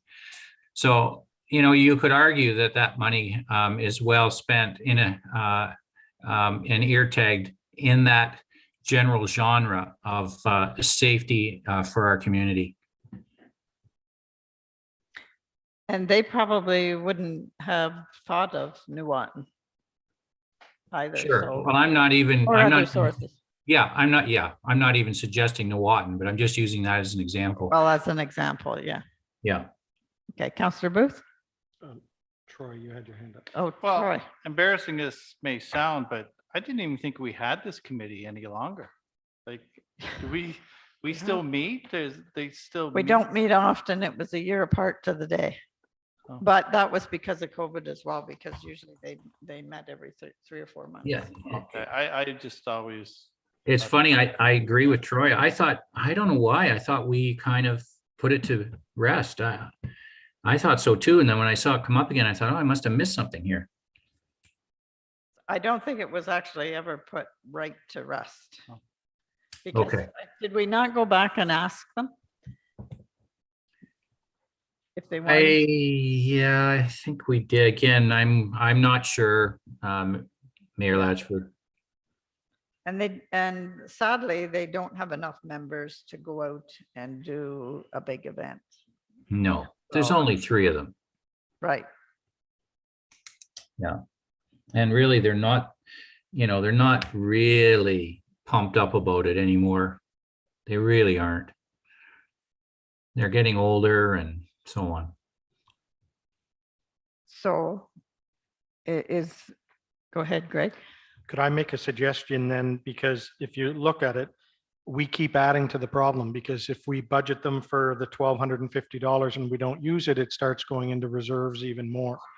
Could we look at striking the $100 and leaving what Carol has, which is there's 0 in the budget? If something comes up and they spend $50 or whatever, it is what it is, but let's not add to the reserves anymore. You said, Mayor, you were going to look into the phone thing to see why. So if we can strike that, it's just a 0. Yeah. Well, I think we got the phone figured out. between Okay, Carol so and I. we could just pass it as being a 0 for right now, and at least the reserve money's still there, but we're not contributing to the reserve every year. You know, I mean, that's certainly a really good budget discussion, but I think the bigger issue is that do we as a township want to endorse this committee and have them operate under the auspices of the township? Because there's not a lot that they can do, and to me, it's a committee that's taking on a lot of liability and risk when they don't have the backing of the policing organization behind them anymore. I mean, there was a time when, probably 20 years ago, community policing was A big thing. and we've gone beyond that model. Well, and the other thing is, especially when half of us didn't know that we had the community policing. Who is on the committee? Do we know? Me. And who Yeah. else? Oh, Art Langsley. John Byers and Ben Adams. Yeah. So would it be possible, I agree with what Deputy Mayor is saying, that it'd be possible you could meet with them Mhm. and then discuss that there's no real budget for it this year, but there is 20-something $1,000 in there, and maybe there is, I'm not sure what community policing, I look at the bike rodeo and stuff, and probably not like That's it it. used to be way back in our days where they came and checked your bike, and if you had a bell or this or that and you got a badge, I guess they don't do any of that stuff anymore. So maybe we could get suggestions from them, you part of the committee, of where it could be spent. Like Councillor Phillips said, maybe it can be spent on something else that's sort of related to it safety wise. Or If do I we just could- take the money back like Carol said and we use it for something else? But at least I talk think to the we committee should give about them a that. choice. Yeah. And maybe they'd be willing just to say, take this money and use it for something for safety. Yeah. Safety was their big thing. Yeah. And if I in may their add, Conversation. yeah. And if I may add, just to clear something Councillor Booth said, they have been, or at least I've been involved with them in the bike rodeo in past years. The OPP usually spearheads that, and then they volunteer to help out. But I have worked with Art at the bike rodeo in both the elementary and the separate school in Grafton. So they, and there's nothing saying they still can't offer to volunteer there, but I don't think that's why you would keep community policing in place just for that one activity in a year, which is only, 2 or 3 hours. And I think it's been 3 or 4 years since the VIP program in the Oh, yeah, that's gone. You're right. schools. I think that was the last major thing I did with them. Yeah, you're right. That's gone. Yeah. So we're taking this down to 0? Yeah. Okay. And are we going to move ahead with a discussion about the validity of holding on to that committee? Yeah, are you making that motion? I will make that motion. So the process in that is for me to meet them and is that what you're Discuss our looking? concerns and And like you say, said, you if know- it comes from them, it's Get- much better than us saying we're taking the money away from you. If it comes from them to say, yes, we realize the committee is, past the post, like Councillor Yeah. Phillips said, that maybe they could come up with some ideas that they wanted to spend it on. If not, we could absorb the money. Okay.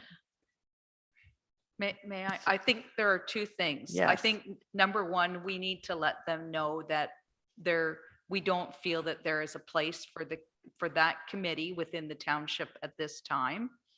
And number two, ask for their suggestions for use of that reserve money, because I think in the end, it is our money. It belongs, it's the residents, taxpayers' money in reserves. So, but I think including them in that discussion about how it gets used, looking for suggestions is important. Well, and possibly we need a target date of a decision from them on their suggestions. We want to, when do you want it back by? Well, when's our next? Does it matter when it's back by, a decision on the reserves for the community policing? No. So we put a month? Or a couple of months? 2 months?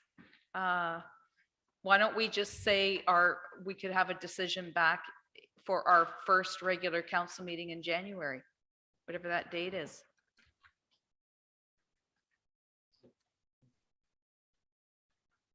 January 6th? It's not No. quite 2 months, but Okay. Okay, so you're a member 13th of- is, Yeah, 13th, January 13th. okay. So that's all. In one motion, those 2 items. You're making the motion? Yes. And who's the seconder? Councillor Booth? I'll second that. All in favor? Carried. Okay.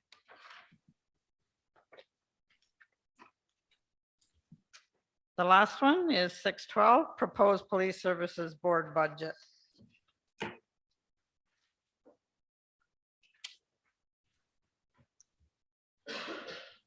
This budget as well. Well, the OPP contract, that's just a straight contract we get billed for. The revenues that come in, they're pretty straightforward as well. This is going to change this board because we're going to go to the one joint Northumberland OPP board, but we don't know how soon. So it's supposed to be this year, but we're not expecting it in the early part of the year. And, if the province gets it done, we could have the changes by this year, or if they don't, it'll maybe be within next year. So we know that for the new joint board, whoever are the people who represent us are going to be required to take some pretty extensive training because they're going to get some big responsibilities. So I went Deb and I kind of looked at this and we did increase the conferences and training. Because that's where we felt, if anything, that could be an increased cost with the new joint, as a result of the new joint board taking place. And we're only meeting now, but we meet quarterly, we don't meet monthly. So the past year, we've been meeting quarterly. Questions on this budget?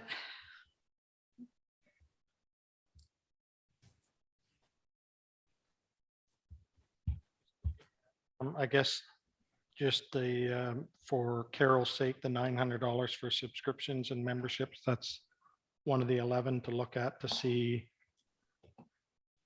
what they're purchasing. I'm not sure, but that was one of the 11 departments. It's memberships, I believe. Yeah. Okay.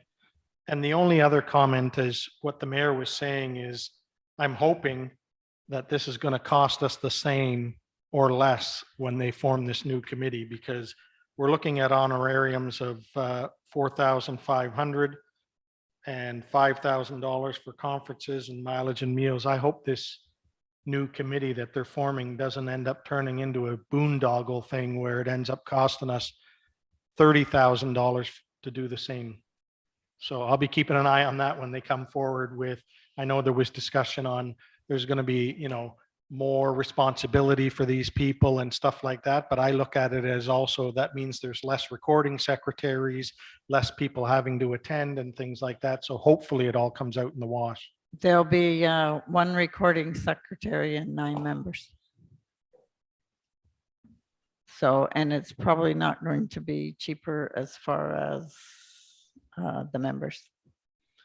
Well, bring it on and let's discuss it in the new year if it happens during this council. So that's where it'll be. So, and hopefully the province funds some of this to get it started as well. I'm still hoping for that. So we're up in the air again. Any other questions on this? That's about the best we can do for this year for that. Okay, that comes to the end of our presentations today until we come back tomorrow. Carol, are we still sitting at 6.32.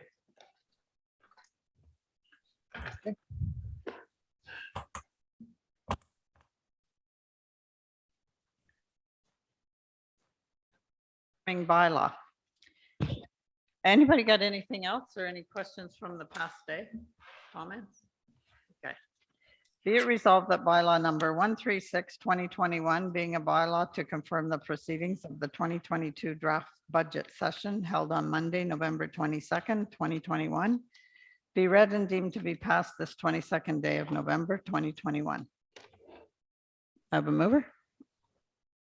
Deputy Mayor Gibson, Councillor Hogg, second, all in favor? Carried. Be it resolved that the 2022 draft budget session of Monday, November 22nd, 2021 be adjourned at 1:05. Madam Mayor, Yes, Deputy Mayor Gibson had asked for a closed session tomorrow. yeah, So that would be under section 239B of the Municipal Act. okay, so, And we'll put it in notice just so that council's aware. okay. Thank you. You're welcome. 9:30 tomorrow morning then? There's some awesome homemade by Mrs. Booth buns here, cinnamon buns. Oh, my God. You have to attend in person though. There's no delivery. Okay, I'm I'm gonna pack. surprised they waited till now to tell you. Okay, well, my mother and I are coming up tomorrow morning. Okay, Bye-bye. bye.